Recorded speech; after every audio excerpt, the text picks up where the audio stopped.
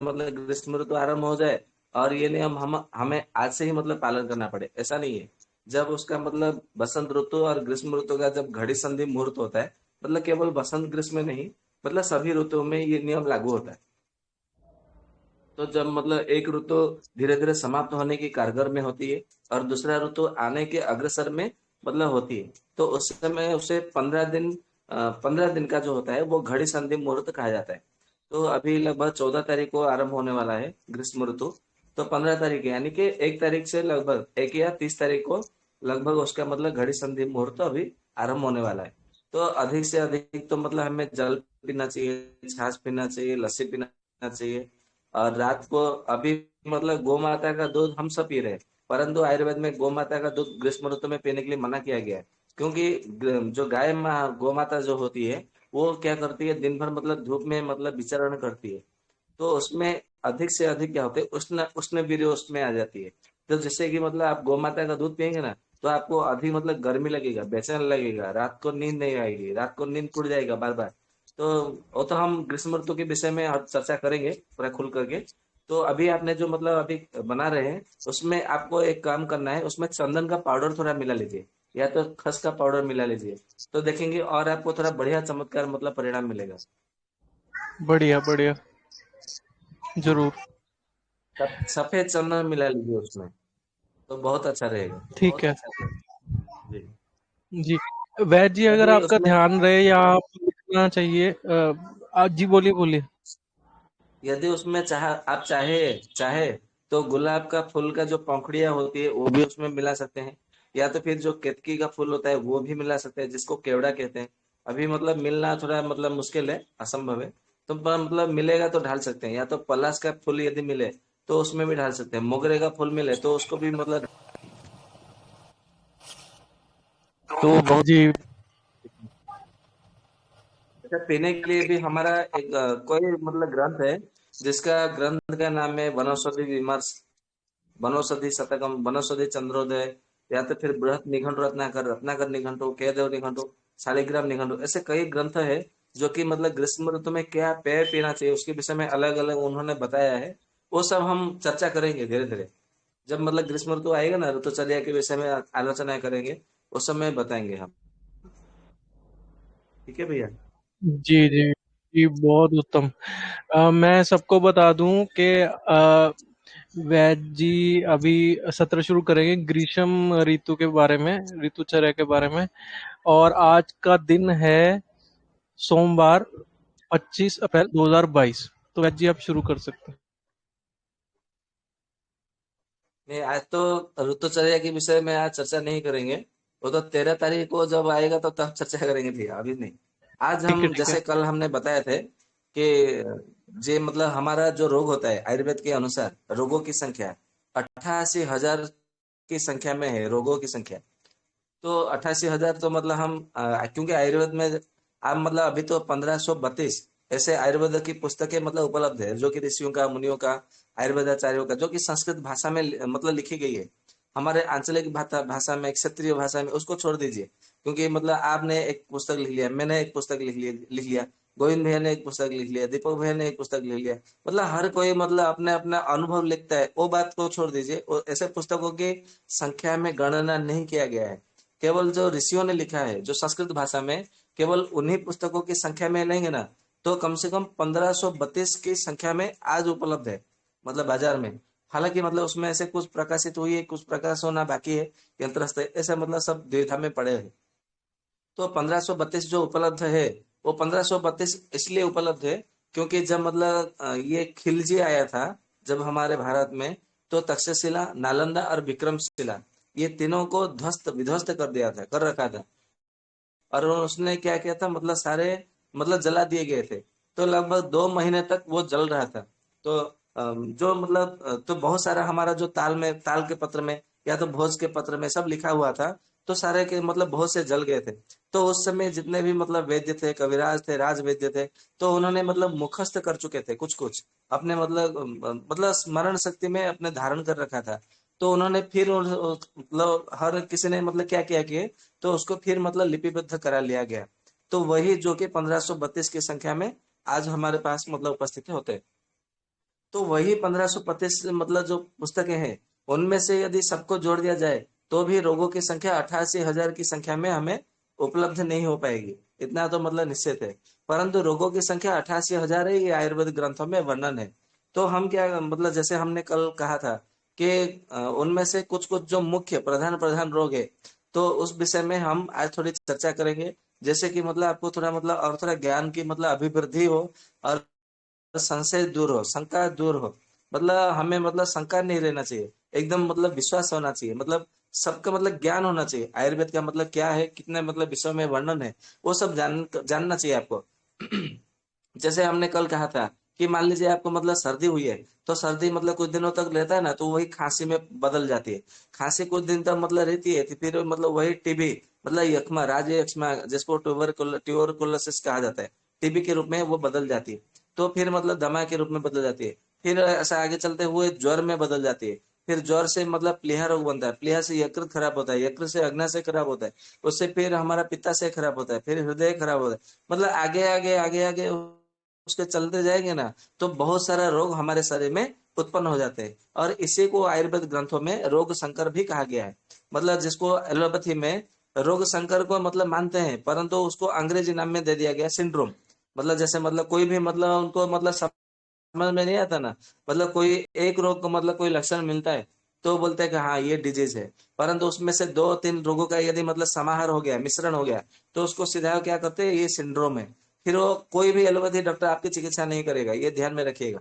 क्योंकि जहां पे उनको उन्होंने बोल दिया ना ये सिंड्रोम है, कोई एलोपैथी का डॉक्टर आपको मतलब डॉक्टर छोड़ दीजिए, एलोपैथी का कोई भी मॉडर्न साइंस जो साइंटिस्ट है ना, आपको छोड़ देगा, बोलेगा अभी तू मतलब राम भरोसे, तू भगवान भरोसे है, जिएगा तो जिएगा, नहीं तो मरने मरेगा तो मरेगा, क्योंकि इसकी कोई इलाज ही नहीं है, कोई मेडिसिन बना ही नहीं अभी तक, वो ऐसा कहेंगे।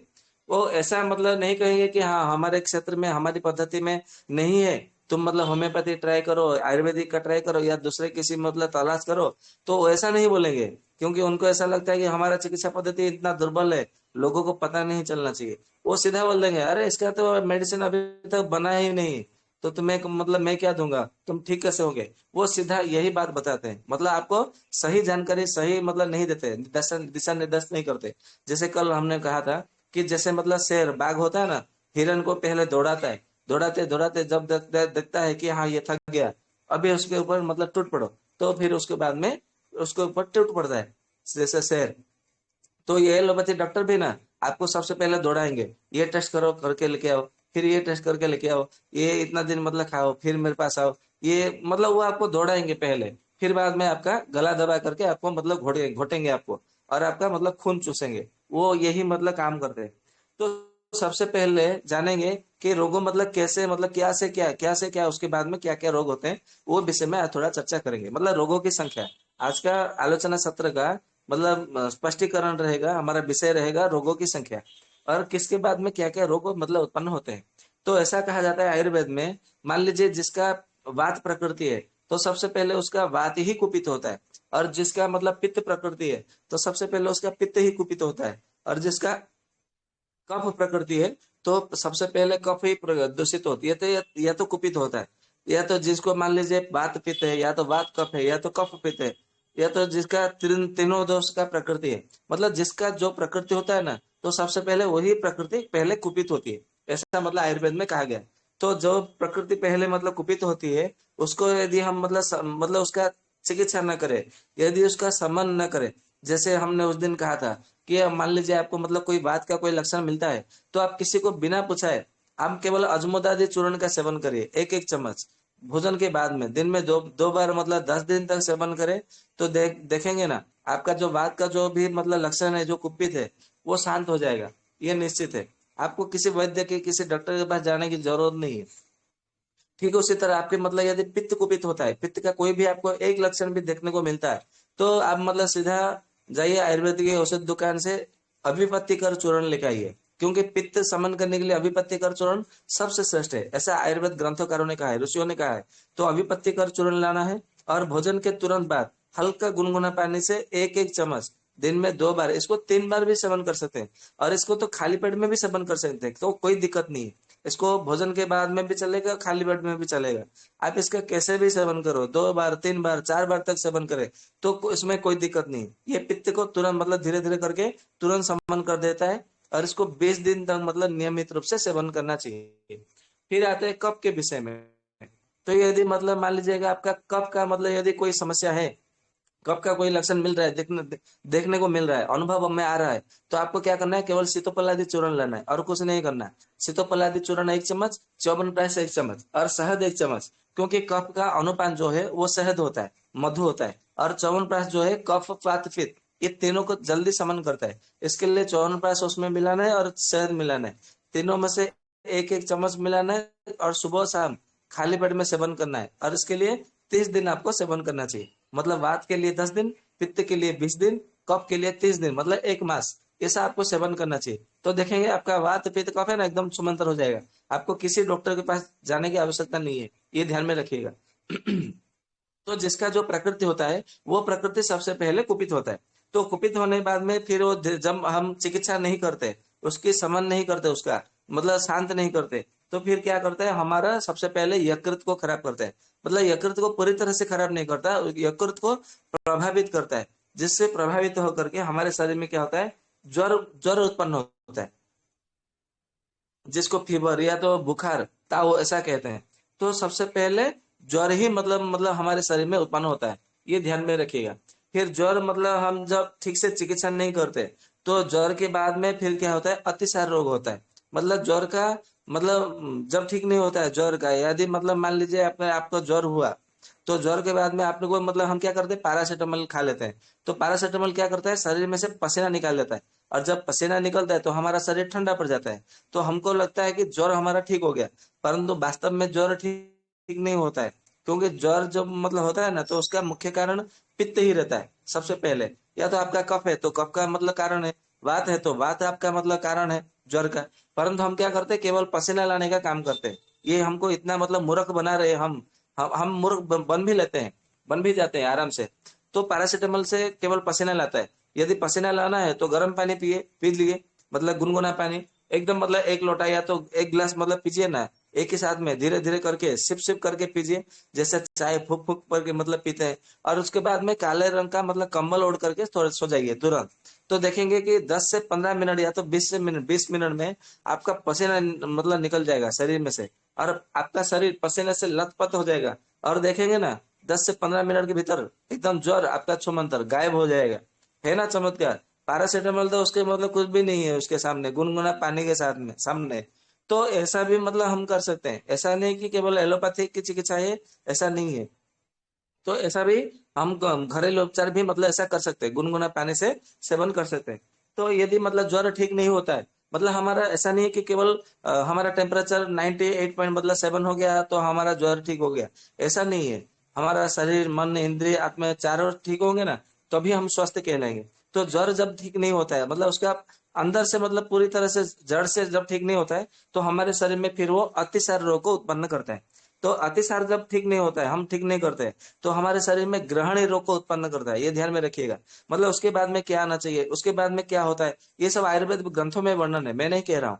चरक में लिखा है, सुश्रुत में लिखा है, अष्टांग हृदय में लिखा है, माधव निदान में भी लिखा है, भाव प्रकाश मतलब सभी ग्रंथों में लिखा है। मैं सभी ग्रंथों का सार निकाल करके आपके सामने उपस्थापना कर रहा हूँ। ऐसा नहीं कि किसी एक ग्रंथ से एक ही पुस्तक से मैं आपको बता रहा हूँ, ऐसा नहीं है। सभी ग्रंथों का सार भाग लेकर के मैं आपके समान उपस्थापना कर रहा हूँ। तो जब ये अतिसार ठीक नहीं होता है तो ग्रहणी रोग हो जाता है। तो ग्रहणी जब हम ठीक नहीं करते अच्छी तरह से मतलब पूरी तरह से जड़ से ठीक नहीं करते, फिर हमारा क्या होता है, अर्श रोग होता है, जिसको बवासीर कहा जाता है। फिर अर्श जब मतलब हमारा पूरी तरह से समूल नष्ट नहीं होता, तो हमारे शरीर में क्या होता है, अग्निमांद्य रोग होता है। तो अग्निमांद्य भी ठीक नहीं होता है तो आगे चल करके हमारे शरीर में कृमि होता है, जो कृमि बोलता है ना, वर्म, कृमि रोग हो जाता है।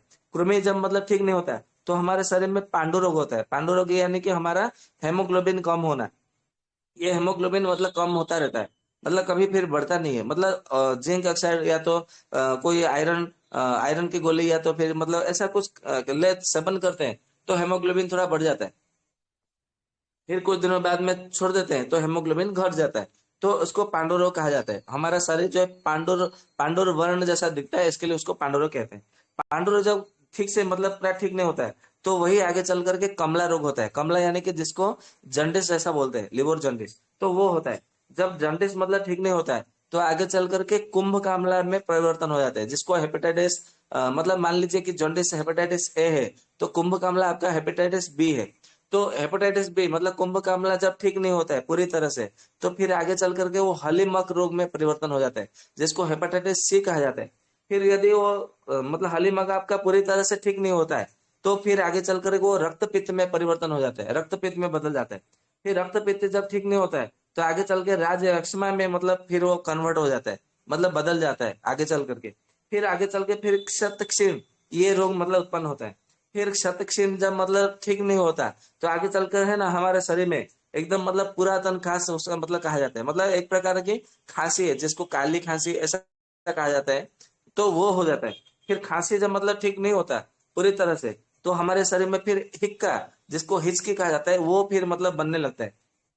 और हिचकी जब ठीक नहीं होता पूरी तरह से, तो वही आगे चल करके हमारा श्वास रोग होता है, दमा हो जाता है। दमा फिर मतलब ठीक नहीं होता पूरी तरह से, तो स्वरभेद रोग होता है। स्वरभेद यानी कि हमारा गला बैठ जाना, या तो मतलब कोई स्त्री है तो उसका पुरुष जैसा मतलब आवाज निकलना, पुरुष है तो स्त्री जैसा आवाज निकलना, मतलब उसका गले का आवाज मतलब कभी एक तरह से सही नहीं रहेगा, उसको आवाज बढ़ जाएगा, उसको स्वरभेद कहते हैं। और या तो फिर कभी कभी मतलब टंसिल बढ़ जाएगा, या तो फिर थायराइड भी बढ़ेगा, या तो फिर मतलब गला फूल जाएगा, गले में मतलब दर्द होगा, गले में कुछ अटका हुआ लगेगा, तो वो भी स्वरभेद में ही मतलब आते हैं रोग में। तो स्वरभेद जब ठीक नहीं होता है तो अरुचि रोग होता है, मतलब कुछ भी खाने पीने की इच्छा नहीं होगी, मतलब मुंह में मीठा मीठा मतलब रहेगा, मतलब मीठा मीठा स्वाद लिया रहेगा। और मतलब कुछ भी खाने की इच्छा नहीं होती है, खाने को देखते हैं ना तो उल्टी जैसा लगता है, इसको अरुचि कहते हैं, तो अरुचि होता है। अरुचि जब ठीक नहीं होता है ना तो आगे चल के फिर सर्दी यानी कि वमन मतलब उल्टी होना बार बार, मतलब थोड़ा कुछ खा लिया तो उल्टी आने लगेगा, ये मतलब होता है। फिर सर्दी जब ठीक नहीं होता है तो आगे चल के फिर मतलब तृष्णा रोग करता है। तृष्णा यानी कि बार बार प्यास लगना, मतलब कितना भी पानी पियो फिर भी मतलब गला सूख जाता है, तालू सूख जाता है, ओठ सूख जाता है, फिर मतलब ये मुंह सूख जाता है, मतलब पेट में जलन होने लगता है, और ये हमारा मलद्वार में जलन होने लगता है, पेशाब में जलन होने लगता है, शरीर में जलन होने लगता है, तौलुओं में जलन होने लगता है। ये सब मतलब होता है, ये तृष्णा रोग के कारण होता है।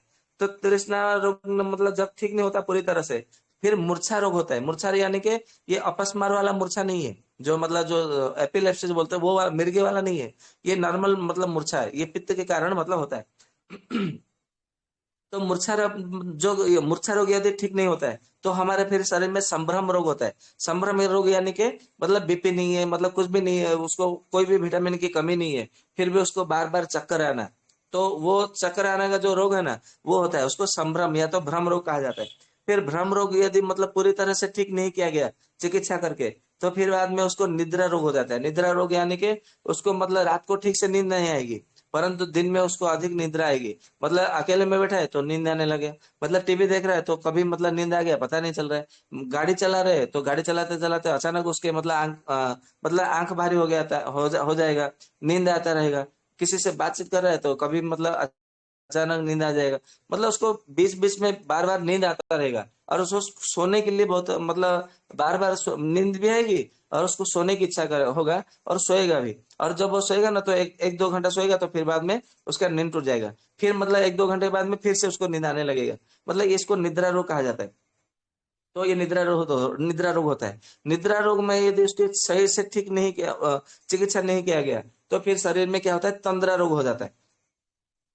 तंद्रा यानी कि मतलब कुछ भी मतलब परिश्रम नहीं करता है, मेहनत नहीं करता है, कोई भी काम काज नहीं करता है, फिर भी उसको आलसो आलसो लगेगा, मतलब शरीर में उसके मतलब कोई समस्या नहीं है, फिर भी उसको मतलब ऐसा लगेगा कि मैं दुर्बल हो गया, मतलब उस मुझ में बल नहीं है, मैं बहुत मतलब दुर्बल हो गया हूँ, ऐसा उसको अनुभव लगेगा, तो उसको तंद्रा रोग कहते हैं। तो तंद्रा रोग की मतलब फिर भी उसको सही तरह से ठीक नहीं किया गया तो संन्यास रोग मतलब उत्पन्न हो जाता है। ऐसा कहा जाता है कि मतलब संन्यास रोग जिसको कोमा कहते हैं आजकल एलोपैथिक मॉडर्न साइंस में, तो कोमा रोग हो जाता है। यदि कोमा में मतलब ये उसको ठीक मतलब कभी कभी कोमा में भी मतलब ठीक हो जाते हैं, या तो मतलब मान लीजिए कि कोमा उसको नहीं हुआ, यदि उसको जोर से झटका लगता है तो आयुर्वेद में कहते हैं कि उसको पानात्य रोग हो जाता है। पानात्य रोग होने यानी कि उसको शराब पीने की नशा करने की इच्छा होती है।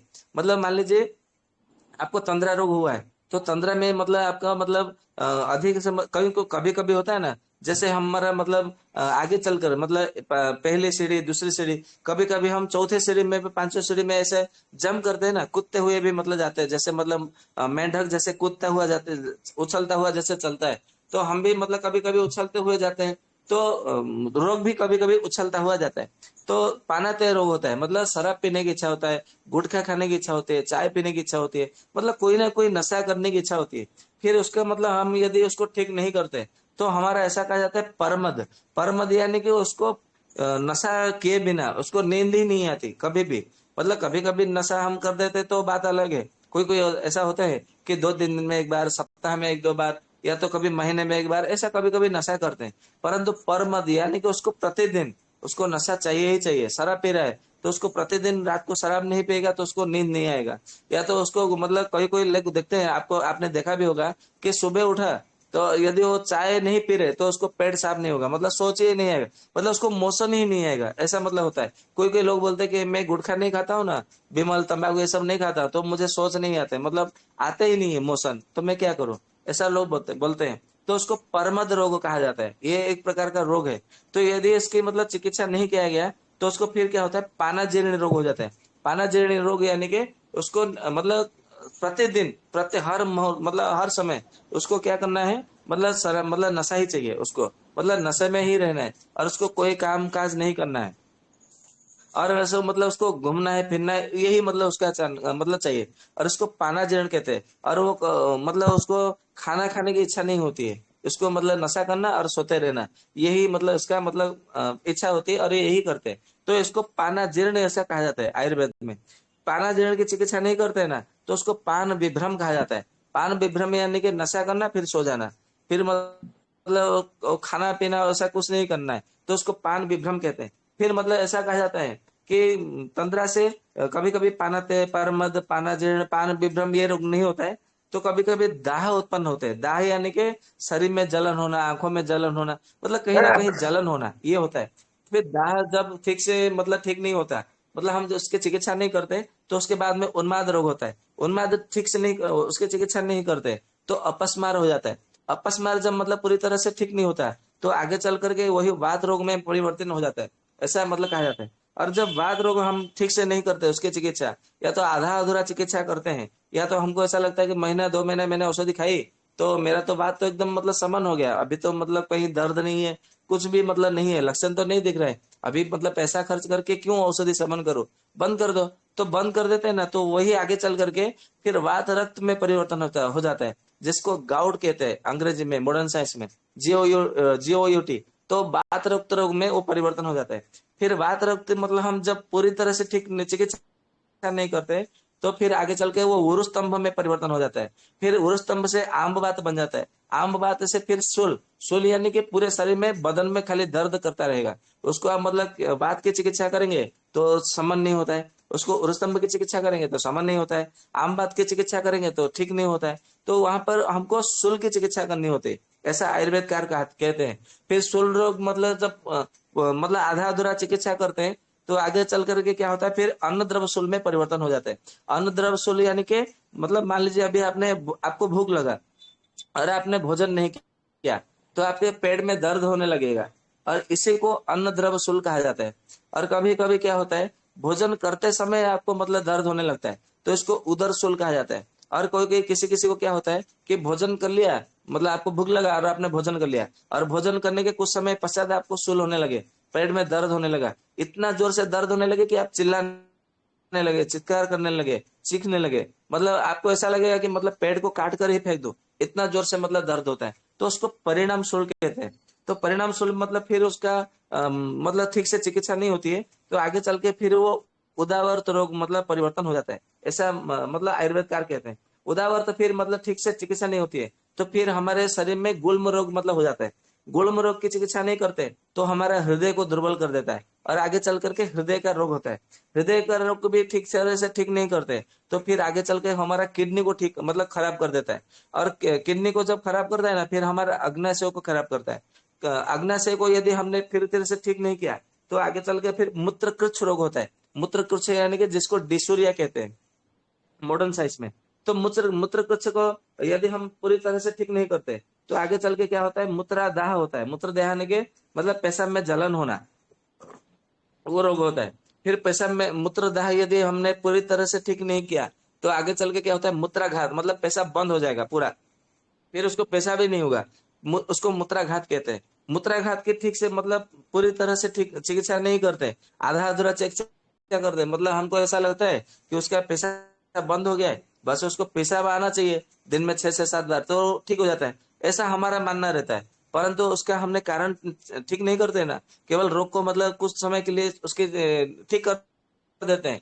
तो आगे चल के फिर क्या होता है, हमारा अश्मरी रोग होता है, मतलब किडनी स्टोन, गल ब्लैडर स्टोन, ये सब होता है ना, किडनी के पास सिस्ट होना, मांस मतलब अंकुर बढ़ जाना, ये सब मतलब फिर मतलब रोग होता है। फिर जब उसको ठीक कर देते हैं ना, फिर अष्ठीला वाताष्ठीला रोग होता है, मतलब एक प्रकार का जो बोलते हैं ना प्रोस्टेट ग्लैंड बढ़ जाना, तो प्रोस्टेट ग्लैंड बढ़ जाता है। फिर प्रोस्टेट ग्लैंड हम जब मतलब पूरी तरह से उसका कारण को नष्ट नहीं करते, केवल प्रोस्टेट को ही ठीक हेलो। कर देते हैं रिपोर्ट दे करके कि जाओ सोनोग्राफी करके आओ। फिर मतलब हमने उसको क्या किया, सोनोग्राफी करके आए और हमने उसके आधार पर चिकित्सा मतलब उसको औषधि दे दी, और औषधि दे दिया, 2 महीने 3 महीने बाद में फिर से सोनोग्राफी करा ली, और सोनोग्राफी में क्या रिपोर्ट पूरा एकदम नीला गया, हाँ ये मतलब ठीक है, मतलब ये करेलेशन है, तो हमको लगता है कि हाँ ये ठीक हो गया। परंतु उसका कारण जब हम ठीक नहीं करते ना, फिर आगे चल के वही प्रमेह रोग में परिवर्तन हो जाते हैं। मतलब उसका रोग का बीज हमारे शरीर में है, तो आगे चल करके वो क्या करता है, फिर हमारे शरीर में प्रमेह रोग उत्पन्न करता है। और प्रमेह मतलब जिसको मधुमेह है, प्रमेह में ही मतलब मधुमेह मतलब शुगर होता है, तो हमको ये समझ में नहीं आता है। और आप देखेंगे जितने सब मतलब डायबिटीज के रोगी है, मधुमेह के रोगी है, उनको पहले मतलब किडनी खराब हुआ होगा, अश्मरी हुआ होगा, मूत्र कुछ हुआ होगा, गुल्म हुआ होगा, या तो हृदय रोग हुआ होगा, मूत्राघात हुआ होगा, मूत्र की कोई ना कोई समस्या हो रही होगी, या तो फिर उनका मतलब जो छाती के निचले हिस्से में, मतलब दोनों छाती के जो बीच में निचले हिस्से में वहां पे मतलब दर्द होता होगा। फिर के कुछ साल के या तो कुछ महीने बाद में उनको प्रमेह रोग हुआ है, ऐसा मतलब होता है। फिर प्रमेह रोग मतलब हम जब पूरी तरह से ठीक नहीं करते तो आगे चल के क्या होता है, मेद रोग हो जाता है, मतलब मोटापा बढ़ना, मतलब मोटापा से ग्रसित होना, ऐसा होता है। प्रमेह रोग का ऐसा, प्रमेह रोग का अर्थ ये नहीं कि मतलब हर सभी को मतलब मधुमेह हो जाए, ऐसा नहीं है। क्योंकि प्रमेह रोग को फिर मतलब 20 प्रकार का कहा गया है। 10 प्रकार का कफ से होता है, मतलब कफ का लक्षण होता है 10 प्रमेह में। 6 प्रकार का प्रमेह में पित्त का लक्षण पाया जाता है, और 4 प्रकार का प्रमेह में वात का लक्षण मिलता है, ऐसा कहा जाता है। और ये प्रमेह रोग जब ठीक नहीं होता है तो मेद रोग हो जाता है, मतलब मेद वृद्धि रोग, जिसको मोटापा स्थौल्य होता है, मतलब आयुर्वेद में स्थौल्य ऐसा कहा जाता है। तो जब मतलब स्थौल्य ठीक से मतलब चिकित्सा नहीं होती, तो फिर हमारा क्या होता है, उदर रोग होता है। मतलब हमारे शरीर में उदर का जो 8 प्रकार का उदर रोग है, जिसको शंखोदर, नागोदर, बधोदर, यकृतोदर, प्लीहोदर, जलोदर, ऐसे मतलब ऐसे 8 प्रकार का जो उदर रोग है वो होता है, जिसको मतलब एसाइटिस में मतलब आते हैं। वातोदर, पित्तोदर, श्लेष्मोदर, ऐसा सन्निपातोदर, ऐसे भी मतलब उसके 8 प्रकार का मतलब भाग होता है। तो उदर रोग जब ठीक नहीं होता है, फिर आगे चल के शोथ रोग में परिवर्तन हो जाता है। फिर शोथ रोग जब ठीक से नहीं होता है, मतलब उसका कारण नष्ट नहीं होता है, तो हमारे शरीर में वृद्धि रोग हो जाता है। वृद्धि रोग जब मतलब उसका ठीक नहीं होता है, तो आगे चल के फिर वो गलगंड में परिवर्तन हो जाता है। मतलब हमने चिकित्सा कर ली परंतु उसका कारण नष्ट नहीं किया, तो वही मतलब रोग का बीज है वो हमारे शरीर में है, तो आगे चल करके वो फिर दूसरे रोग में उसका परिणत हो जाता है, मतलब दूसरे रोग को जन्म लेता है। यही मतलब आयुर्वेदाचार्य मतलब कहते हैं। तो गलगंड होता है, तो गलगंड मतलब ठीक से नहीं होता, तो गंडमाला हो जाता है। गंडमाला जब पूरी तरह से ठीक नहीं होता है, रोग मतलब समूल नष्ट नहीं होता है, तो अपच रोग हो जाता है। अपच से मतलब जब ठीक नहीं होता तो ग्रंथि होता है, और ग्रंथि नहीं होता तो आगे चल करके अर्बुद हो जाता है। अर्बुद यानी कि विभिन्न प्रकार का जो कैंसर होता है, ग्रंथि, अर्बुद, ये सब कैंसर मतलब कहा गया है। मतलब हमारे शरीर में कई प्रकार के कैंसर हो सकते हैं। तो वो सब मतलब आयुर्वेदाचार्य पहले से भी मतलब उनको मालूम है, क्योंकि उस समय भी मतलब सतयुग में, त्रेतायुग में, द्वापर युग में भी रोग होते थे। तो कलयुग में ही मतलब ऐसा रोग होता है ऐसा नहीं है। मतलब रोग अभी मतलब सभी कालों में, सभी समय में, सभी युगों में मतलब होता है। यदि नहीं होता फिर मतलब इसका क्यों वर्णन किया गया, चरक संहिता में ब्लड कैंसर के विषय में क्यों बताया गया। और आयुर्वेद का सबसे पहला ग्रंथ चरक संहिता है, ऐसा मतलब माना जाता है, जो कि सत्य युग में मतलब वर्णन किया गया। तो मतलब इसका अर्थ ये है कि ब्लड कैंसर जो है वो सत्य युग में भी मतलब पाया जाता था, इसलिए तो वहां पे वर्णन किया गया है। तो हम केवल उसके जो आयुर्वेद में क्या होता है, वो संस्कृत में उसका नामकरण किया गया, संस्कृत में लिखा गया। जब हम आजकल क्या करते हैं, मॉडर्न साइंस के पीछे पड़े, अंग्रेजी भाषा के पीछे पड़े, इसके लिए हमको आयुर्वेद ठीक से पूरी तरह से समझ में नहीं आता, और हमको लगता है आयुर्वेद में तो कुछ लिखा ही नहीं है, ये लिखा है क्या, मतलब इसको समझना है, इसको कैसे चिकित्सा करनी है, हमको समझ में नहीं आता है। तो यही मतलब एक कारण है और कुछ नहीं है। तो जब जब ग्रंथि अर्बुद होता है तो वो ठीक नहीं होता है ना, तो आगे चल करके फिर श्लीपद रोग हो जाता है। मतलब ग्रंथि अर्बुद, आपने मतलब कोई अर्बुद हुआ, ग्रंथि हुआ आपको, आपने मतलब कोई औषधि आपने उपचार कर लिया, परंतु उसका कारण पूरी तरह से ठीक नहीं हुआ, तो वही आगे चल करके श्लीपद यानी कि हाथी पांव रोग हो जाता है, जिसको एलिफेंट फिट भी मतलब कहा जाता है। वो रोग हो जाता है। फिर वो जब मतलब उसके पूरा कारण नष्ट नहीं होता है, तो आगे चल करके विद्रधि रोग में परिवर्तित हो जाता है। विद्युत रोग को जब मतलब ठीक तरह से पूरी तरह से ठीक नहीं होता है, तो फिर वो हमारे शरीर में विभिन्न प्रकार का व्रण हो जाता है। व्रण जब ठीक नहीं होता है तो व्रण शोथ होता है। व्रण शोथ नहीं होता है तो फिर हमारे शरीर में आभ्यंतर व्रण यानी कि ट्यूमर, मतलब हमारे शरीर में ब्रेस्ट ट्यूमर होता है, लिवर ट्यूमर होता है, ब्रेन ट्यूमर होता है, विभिन्न प्रकार का ट्यूमर होता है, तो उसको शारीर व्रण कहा जाता है, ऐसा आयुर्वेद में कहते हैं। जब शारीर व्रण का कारण ठीक नहीं होता है ना, पूरी तरह से, फिर हमारे शरीर में सद्यो व्रण का रूप ले लेता है। सद्यो व्रण का कारण ठीक नहीं होता है तो भग्न रोग, मतलब भग्न रोग यानी कि हमारे हड्डियां मतलब टूटता हुआ ऐसा हमको अनुभव लगता है। ऐसा लगता है कि हमारा शरीर का जो जो हड्डियां है ना, वो सब टूट गया है। और इसका मतलब टेस्ट में मतलब उसका रिपोर्ट में भी मतलब आता है कि हाँ आपका और मतलब रोगी को भी अनुभव होता है कि मतलब मेरे शरीर में से हड्डी टूटता हुआ आवाज लगता है, और मैं चलने फिरने में असमर्थ हूँ, मैं मतलब श्रम करने में असमर्थ हूँ, खड़े होने में भी असमर्थ हूँ, उनको ऐसा लगता है, रोगी को अनुभव भी होता है।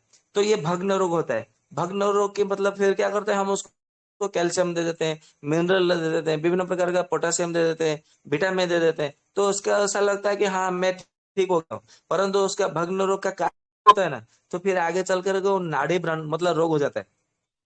नाड़ी व्रण का कारण ठीक नहीं होता है तो आगे चल के फिर भगंदर का रूप ले लेता है। जब ठीक नहीं होता है उसका कारण, फिर उसका आगे चलकर उपदंश रोग हो जाता है। उपदंश यानी कि जो कि मतलब सिफिलिस कहा जाता है। फिर उपदंश जब ठीक नहीं होता है ना, तो आगे फिर शुक दोष हो जाता है। ये एक प्रकार का रोग है। शुक दोष का कारण नष्ट नहीं होता है, तो आगे चल करके कुष्ठ रोग होता है, मतलब जो दाद खाज खुजली ये सब मतलब रोग होता है हमारे शरीर में।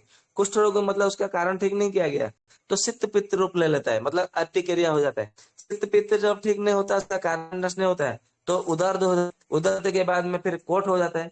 कोट के बाद में फिर जाके हमारे शरीर में अम्ल पित्त का रोग उत्पन्न होता है, ये ध्यान में रखिएगा। तो आपको मतलब मन में ये सब विचार आ रहा होगा कि हमने मतलब पहले अर्श रोग कहा, भगंदर कहा, प्रमेह रोग कहा, हृदय का रोग कहा, ये विभिन्न प्रकार का रोग कहा, उदर रोग कहा। तो ये सब मतलब अम्ल पित्त गैस्ट्रिक तो रहता ही है, तो फिर अम्ल पित्त अभी कहाँ से उत्पन्न हुआ? तो आयुर्वेद में उसका उत्तर ऐसे कहा गया है, वर्णन किया गया है कि जो रोग होता है दो प्रकार का होता है, एक स्वतंत्र रोग, दूसरा परतंत्र रोग। मतलब एक रोग होता है और दूसरा जो होता है वो उपद्रव होता है। मतलब आपका हृदय खराब है, दुर्बल है, तो आपका जो एसिडिटी जो अम्ल पित्त है वो उसका उपद्रव है। वहां पे अम्ल पित्त की चिकित्सा नहीं करनी है, आपको हृदय का चिकित्सा करनी है, तो अम्ल पित्त अपने आप ठीक हो जाएगा। ठीक उसी तरह आपको मतलब अर्श है, बवासीर है, तो आपको अम्ल पित्त की समस्या लक्षण आपको दिखेगा, क्योंकि अम्ल पित्त वहां पर कॉम्प्लिकेशन यानी कि उपद्रव है। तो आपको वहां पर अम्ल पित्त की चिकित्सा नहीं करनी है, केवल अर्श की चिकित्सा करनी है। तो अर्श ठीक हो जाएगा ना, तो ये अम्ल पित्त भी अपने आप ठीक हो जाएगा। जैसे कहीं पे हमारे शरीर में व्रण होते हैं, घाव होते हैं, तो जब घाव सूखता हुआ आता है ना, हमारे हमारे शरीर में क्या होता है, खुजली होती है। तो हमें वहां पर खुजली के लिए दवा नहीं प्रयोग करना है, घाव को सूखने के लिए मतलब कोई भी नारियल का तेल, कपूर मिलाया हुआ तेल, या तो फिर नीम का तेल, करंज का तेल, घी, ये सब मतलब हम उसका उपयोग करते हैं, तो खुजली भी ठीक हो जाता है और घाव भी भर करके जल्दी ठीक हो जाता है। तो ये नियम सब पर लागू होता है, सभी रोगों पर। तो जब अम्ल पित्त का कारण ठीक नहीं होता है, तो फिर आगे चल के वो विषर्प का रूप ले लेता है। तो फिर मतलब विषर्प का ठीक नहीं होता है कारण, तो विस्फोटक रोग होता है। विस्फोटक का कारण नष्ट नहीं हुआ, तो फिर बाद में मसूरी का रोग होता है। मसूरी का जब मतलब उसका कारण ठीक नहीं होता है, तो फिर क्षुद्र रोग होता है। क्षुद्र रोग में मतलब हमारा शरीर का मतलब बाल झड़ना, बाल टूटना, मतलब गंजापन आना, या तो फिर आंख का रोग, ऐसे मतलब विभिन्न प्रकार के रोग होते हैं, मतलब छोटे छोटे रोग होते हैं। तो वो सब मतलब होता है। मतलब कहीं पे शरीर में लाल लाल चकत्ते पड़ना, काला मतलब रंग हो जाना, लाल रंग हो जाना, पीला पीला रंग दिखना, सफेद सफेद धब्बा दिखना, दाग दिखना, ये सब मतलब रोग होता है शरीर में। जब उसका कारण ठीक नहीं करते हैं, हमको ऐसा लगता है कि जितने सब मतलब क्षुद्र रोग है ये चर्म का विकार है, उसको लिवर को ठीक करो, रक्त धातु को ठीक करो, ऐसा हम समझते हैं, परंतु ऐसा नहीं है। उसका कारण तो हम इस विषय में एक एक रोगों के विषय में बाद में चर्चा करेंगे, एक एक दिन में एक एक रोगों के विषय में, उसका पूर्व रूप क्या है, उसका कारण क्या है, उसका लक्षण क्या है, उसकी चिकित्सा क्या है, वो तो हम एक एक विषय में हम चर्चा करते रहेंगे हर सप्ताह में। तो मैं आज के लिए आपको केवल रोगों के नाम मतलब कुछ बता दे रहा हूँ। तो जब छिद्र रोग का कारण नष्ट नहीं होता है तो फिर हमारा मुख रोग होता है। मुख रोग यानी कि मुंह का विभिन्न प्रकार का रोग होता है। फिर मुंह का रोग मतलब उसका कारण नष्ट नहीं होता है, केवल मुंह को ठीक कर लेते हैं। तो फिर आगे चल के वो फिर कान का रोग मतलब होता है। आप देखेंगे जिसके जिन जिन लोगों के मतलब कान के रोग होते हैं, कान में कुछ आवाज आती है या तो फिर कान में कुछ दर्द होता है, कान में से पीस निकलता है, पस निकलता है, जिसको ऐसा कहते हैं, पीप निकलना कहते हैं, या तो फिर कान में जोरों से दर्द निकलता है, या तो फिर रक्त निकलता है, कान से ठीक से सुनाई नहीं देता, तो ये सब होता है ना, तो देखेंगे कि उनका कुछ दिन पहले उनका मतलब मुंह में छाला भरा होगा, या तो फिर मुंह में दर्द होता होगा, मतलब कुछ ना कुछ मतलब मुंह का मतलब दांतों का रोग, मुंह का रोग कुछ ना कुछ मतलब हुआ होगा। दांतों में मतलब कीड़ा लगना, ऐसा दांतों में दर्द होना, या तो दांतों में हिलना, या तो ठंडा पानी गर्म पानी से कुछ दर्द होना, सूजन होना, मतलब कुछ ना कुछ मतलब जरूर मतलब लक्षण हेलो। रूप में, या तो जीवा में मतलब जबान में मतलब छिलका मतलब छाले पड़ना, कोई ना कोई मतलब लक्षण आपको जरूर मिलेगा। फिर मतलब कान का रोग का हम जब उसके कारण को नष्ट नहीं करते, फिर वो नाक को मतलब रोग मतलब उत्पन्न करता है, मतलब नाक के हेलो। विभिन्न प्रकार का जो रोग होता है वो फिर मतलब बनने लगता है। फिर जब मतलब नाक का कारण ठीक नहीं होता है तो फिर बाद में आंखों के मतलब ऊपर उसका प्रभाव पड़ने लगता है। आंखों का जब मतलब उसका कारण ठीक नहीं करते तो हमारे सर यानी कि मस्तिष्क में फिर वो प्रभावित होने लगता है। फिर मस्तिष्क का जब मतलब रोग ठीक नहीं होता, कारण उसका ठीक नहीं करते, तो फिर अश्रुक दर होता है। अश्रुक दर यानी कि जिनको 45 से 50 52 के आयु के मतलब जो स्त्रियों में उसको मतलब अधिक मात्रा में ब्लीडिंग होना, हैवी ब्लीडिंग होना, उसको अश्रुक दर कहते हैं। ये स्त्रियों में पाया जाता है।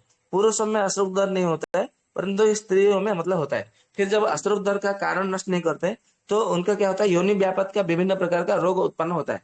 ये ऐसा मतलब आयुर्वेदकार कहते हैं। और फिर मतलब उसका जब ठीक नहीं करते हैं ना, तो योनि कंद मतलब उसको बोलते हैं, जिसको यूट्रस प्रोलैप्स ऐसा कहा जाता है आयुर्वेद एलोपैथी मॉडर्न साइंस में।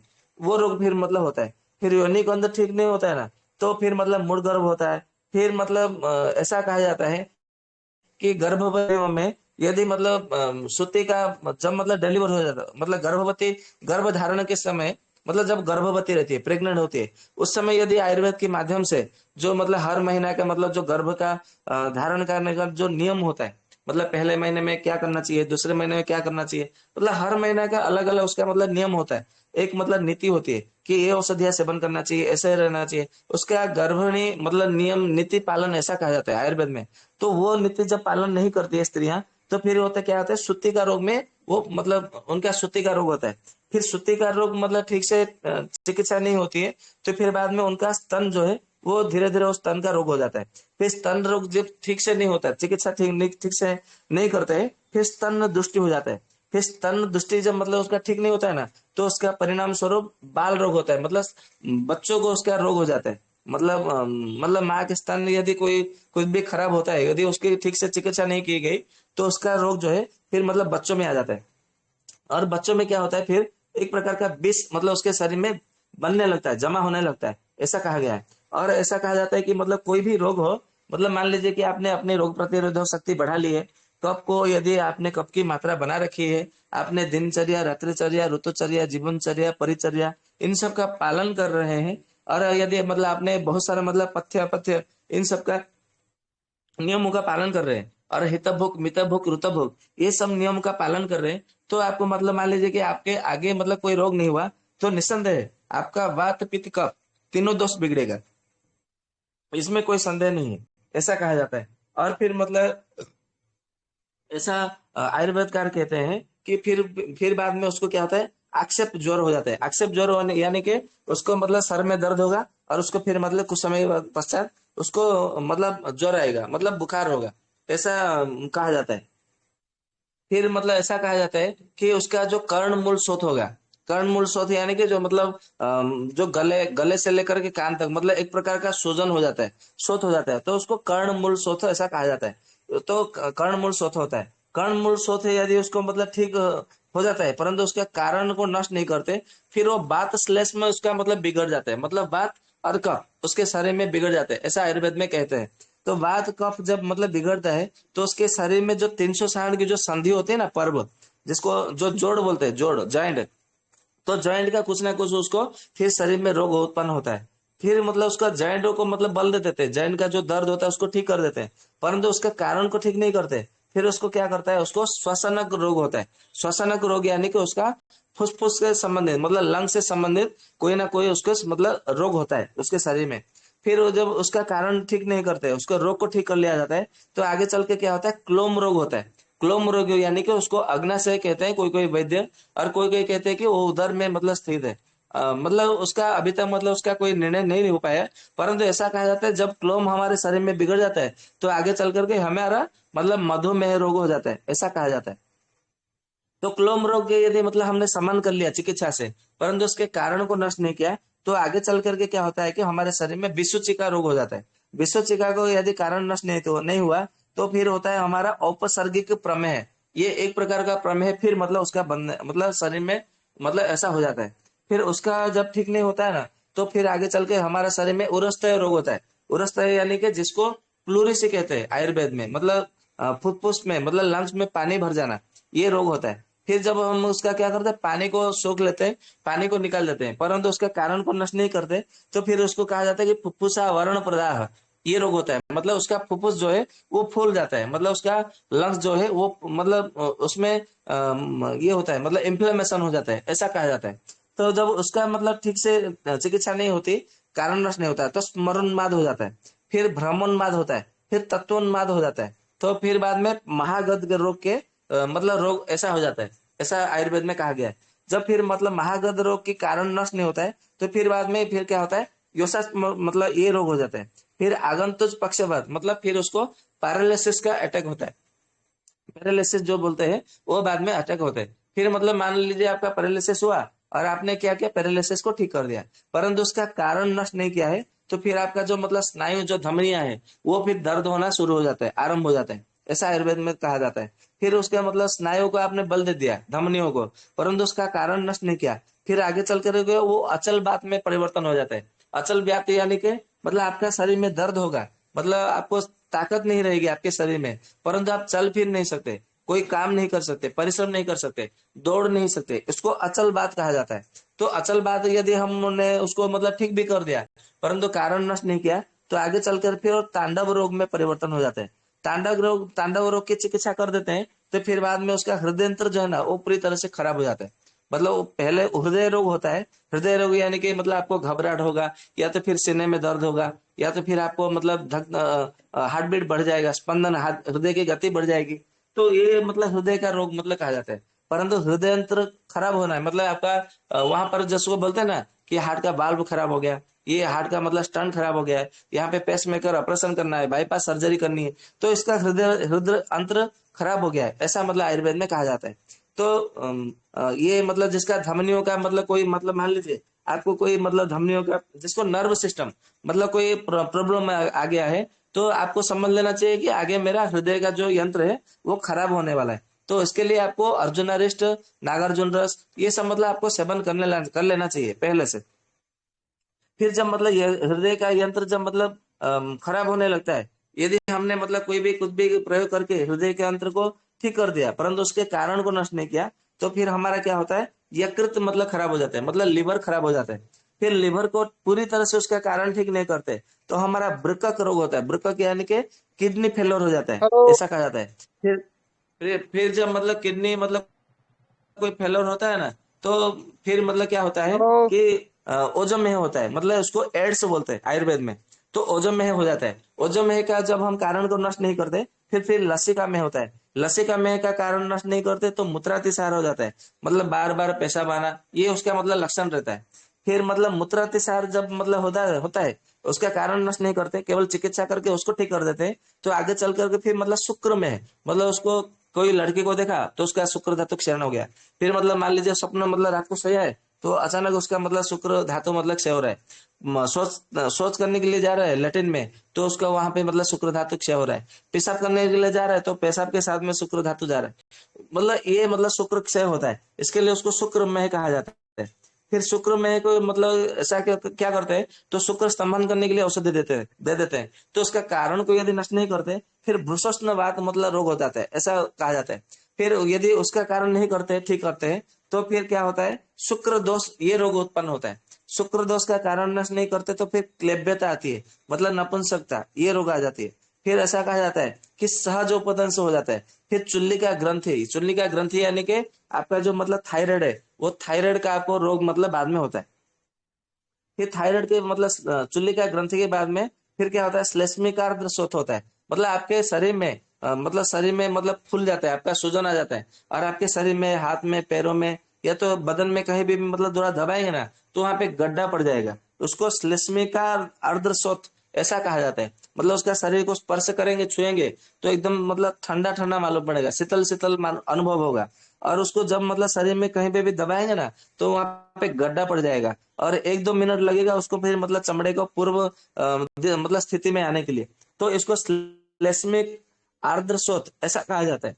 फिर उसको मतलब जब वो उसको ठीक कर देते हैं, कोई भी मतलब पित्त वर्धक, अग्निवर्धक, दीपन पाचन ऐसा करके उसको ठीक कर देते हैं, परंतु उसका रोग ठीक नहीं होता है ना तो फिर वामन रोग हो जाता है। मतलब कुछ भी खाएगा तो उसको उल्टी हो जाएगा, कुछ भी पानी पिएगा तो उसको उल्टी हो जाएगा। ये मतलब उसका वामक रोग कहते हैं। मतलब ये उल्टी होना ये रोग नहीं है, ये वामक रोग ऐसा कहा जाता है। वामक रोग को ठीक कर देते हैं, मतलब सर्दी निग्रहण की औषधियां दे करके ठीक कर देते हैं, परंतु उसका कारण को नष्ट नहीं करते। तो बाद में फिर क्या होता है मस्तिष्क रोग होता है। मस्तिष्क रोग यानी कि उसको मतलब कुछ भी ठीक से याद नहीं रहता, वो पागलों जैसा होता है, बावरा जैसा वो हो जाता है।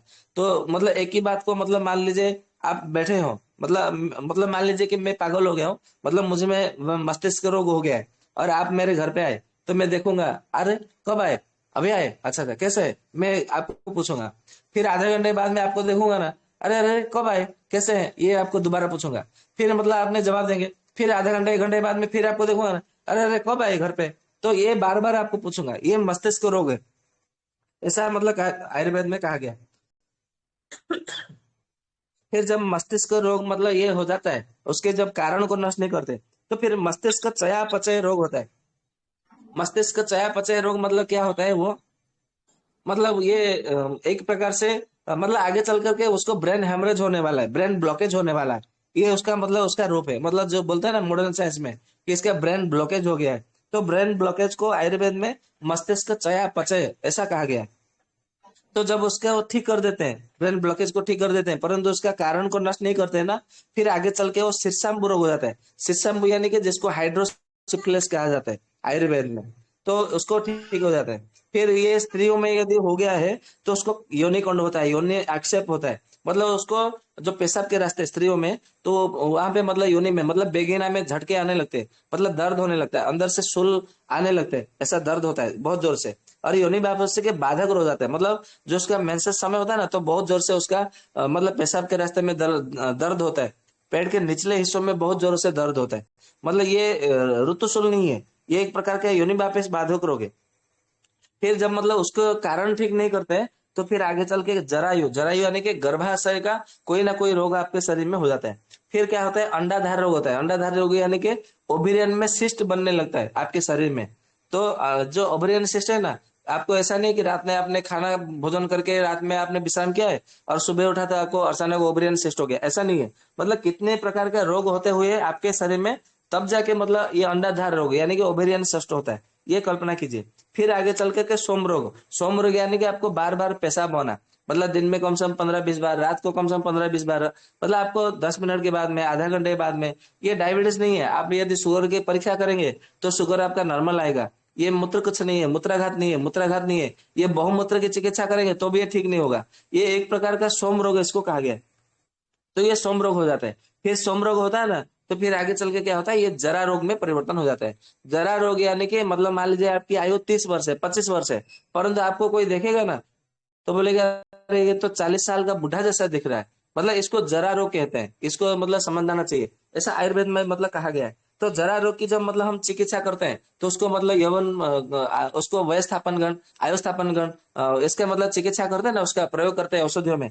तो फिर बाद में उसको कारण नष्ट नहीं होता है ना, तो उससे फिर शैशव संन्यास रोग हो जाता है। फिर ये उपांत्र शोथ, उपांत्र शोथ यानी कि उसका अपेंडिसाइटिस रोग होता है फिर बाद में। तो अपेंडिसाइटिस को मतलब ठीक कर लेते हैं, ऑपरेशन करके निकाल लेते हैं, काट देते हैं, या तो जो भी कुछ करते हैं। फिर क्या होता है, स्नायु रोग हो जाता है। स्नायु रोग यानी कि मतलब पुरुष हो या स्त्री हो, उसके मतलब जो ब्रेस्ट का जो निपल होता है वहां पे दर्द होने लगता है। तो वहां पे मतलब ठीक नहीं हो, मतलब उसको भी ठीक कर देते हैं। तो फिर बाद में वात पित्त कफ तीनों विकृत हो जाते हैं। फिर बाद में उसको क्या होता है, एक ही साथ में रोग संकर होता है। रोग संकर होता है मतलब ये कोई 3-4 रोग या तो 4-5 प्रकार का रोग, ये मिश्रण होके फिर मतलब उसके शरीर में ये रोग उत्पन्न करते हैं। तो ये था मतलब रोगों की संख्या में मतलब कुछ कुछ संख्या जो मैंने कुछ आज मतलब सूची बनाई थी। चरक, सुश्रुत, धन्वंतरी, अष्टांग संग्रह, अष्टांग हृदय, भाव प्रकाश, ये सारंधर संहिता, सब मतलब पुस्तकों का गद निग्रह, भैल संहिता, फिर आप में मतलब ये रस रत्न समुच्चय, फिर मतलब भेषज रसेंद्र सार संग्रह, ऐसे कई सारे पुस्तकों का जो मतलब मैंने सार भाग निकाला था, उसकी मैंने सूची बनाई थी कि ये रोग मतलब चिकित्सा कर देते हैं, परंतु यदि हम कारण को चिकित्सा नहीं करते, कारण को नष्ट नहीं करते, तो आगे चल के फिर वो दूसरे रोग के मतलब फिर वो परिणत मतलब रूप ले लेता है, मतलब दूसरे रोग को मतलब बना मतलब उत्पन्न करता है। तो हमें क्या करना है, इसके लिए कहा गया आयुर्वेद में कि आप सबसे पहले कारण नष्ट करिए। रोग मतलब आपको मतलब मान लीजिए कि ज्वर है, तो ऐसा नहीं है कि मतलब आपको कोई मतलब रोग आपको ज्वर हुआ है, तो ऐसा नहीं कि केवल ज्वर को मतलब टेम्परेचर को कम कर लेना आप मतलब स्वस्थ हो गए, ऐसा नहीं है। मतलब जिस कारणवश आपको ज्वर हुआ है, सबसे पहले वो कारण को नष्ट करेंगे। वो कारण को नष्ट करेंगे ना, तो आपका कारण भी नष्ट हो जाएगा, और आपका जो ज्वर है वो भी धीरे, आप भले 3 दिन लगे, 5 दिन लगे, 7 दिन लगे, आपको मतलब घबराना नहीं है, मतलब ये धीरज धरना है, अधीर नहीं होना है। तो जिससे कि मतलब आपको आगे चल करके फिर ज्वर के कारण जो होने वाला जो अतिसार है, ग्रहणीय, ये वगैरह वगैरह जो रोग है ना, ये सब आपको शरीर में उत्पत्ति नहीं होंगे। इसके लिए मतलब ये आयुर्वेद मतलब ये चिकित्सा पद्धति है कि आपको कारण नष्ट किया जा रहा है। और इसी का फायदा लेकर के मॉडर्न साइंस लोग, एलोपैथी लोग क्या बोलते हैं, ये मतलब नहीं करते, ये बात को मतलब बताते नहीं है कि आयुर्वेद में कारण को नष्ट नहीं कर नष्ट करता है। वो लोग बोलता है आयुर्वेद, अरे आयुर्वेद को तो धीरे धीरे काम करता है, वो स्लोली स्लोली काम करता है। ये एक एक प्रकार का अफवाह फैलाया जा रहा है आयुर्वेद को बदनाम करने के लिए, क्योंकि आयुर्वेद का ये जो मतलब जो मूलभूत सिद्धांत है, ये सिद्धांत को कोई समझता नहीं और कोई बताता भी नहीं है। जब मतलब बताएंगे ना, तो सबको मालूम पड़ेगा, अरे अरे बाप रे, ये रोग होता है, तो ये रोग जब पूरी तरह से जड़ से ठीक नहीं होता, तो आगे चल करके ये रोग होता है। नहीं नहीं, मुझे मतलब ये रोग को 10 दिन लगे, 15 दिन लगे, महीना लगे, मुझे रोग को पूरी तरह से जड़ से ठीक करना है। मुझे आगे फिर मतलब रोग के लिए औषधि सेवन नहीं करना है, मैं एक ही बार में मतलब रोग को ठीक कर दूं। ये आपके मन में भाव जगेगा और आप रोगों से स्वस्थ हो जाएंगे, ठीक हो जाएंगे। और भगवान पर मतलब भरोसा रखिए, आयुर्वेद इतना मतलब यही करता है कि स्वास्थ्य से स्वास्थ्य रक्षणम, आतुर से विकार प्रशमनम च, ये इसका आयुर्वेद का मतलब सूत्र है, सिद्धांत है। तो इसको अपनाइए और घर घर मतलब इसको पहुंचाइए, सबको बताइए कि आयुर्वेद में क्या विशेषता है। और आयुर्वेद में, एलोपैथी में और होम्योपैथी में, होम्योपैथी के विषय में एक बार मैं आपको चर्चा करूंगा कि होम्योपैथी मतलब ये कितने वर्षों से, कितने युगों से होम्योपैथी की चिकित्सा मतलब ये प्रचलन है, और इसके होम्योपैथी का जनक कौन है। और जब जब हम मतलब अभी होम्योपैथी की चिकित्सा कर रहे हैं ना, तो इसको हानीमान ने निकाला है, मतलब हानीमान ने इसका आविष्कार किया। ये भी एक प्रकार का झूठ है जो हमें बताया जा रहा है, क्योंकि आयुर्वेद में इसके विषय में बहुत अच्छे से बताया गया है कि होम्योपैथी की चिकित्सा पद्धति किसने आरंभ किया और कहाँ से प्राप्त किया, ज्ञान इसको कहाँ से प्राप्त किया। ये सब विषय में मैं हो सके तो कल बताऊंगा, या तो फिर कभी बताऊंगा। तो ये था मतलब रोगों की सूची जो आपको सबको मतलब बताना चाहता था।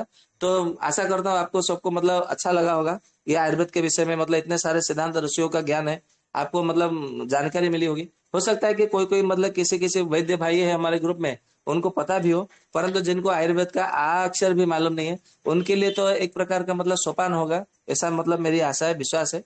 तो मैं यहाँ पे विराम देता हूँ अपनी वाणी को। आपके जो भी मतलब मन में कोई शंका है, संदेह है, कोई प्रश्न है, वो मतलब उपस्थापना करें, मैं यथासंभव आपके प्रश्नों का उत्तर देने का प्रयास करूंगा। वंदे मातरम।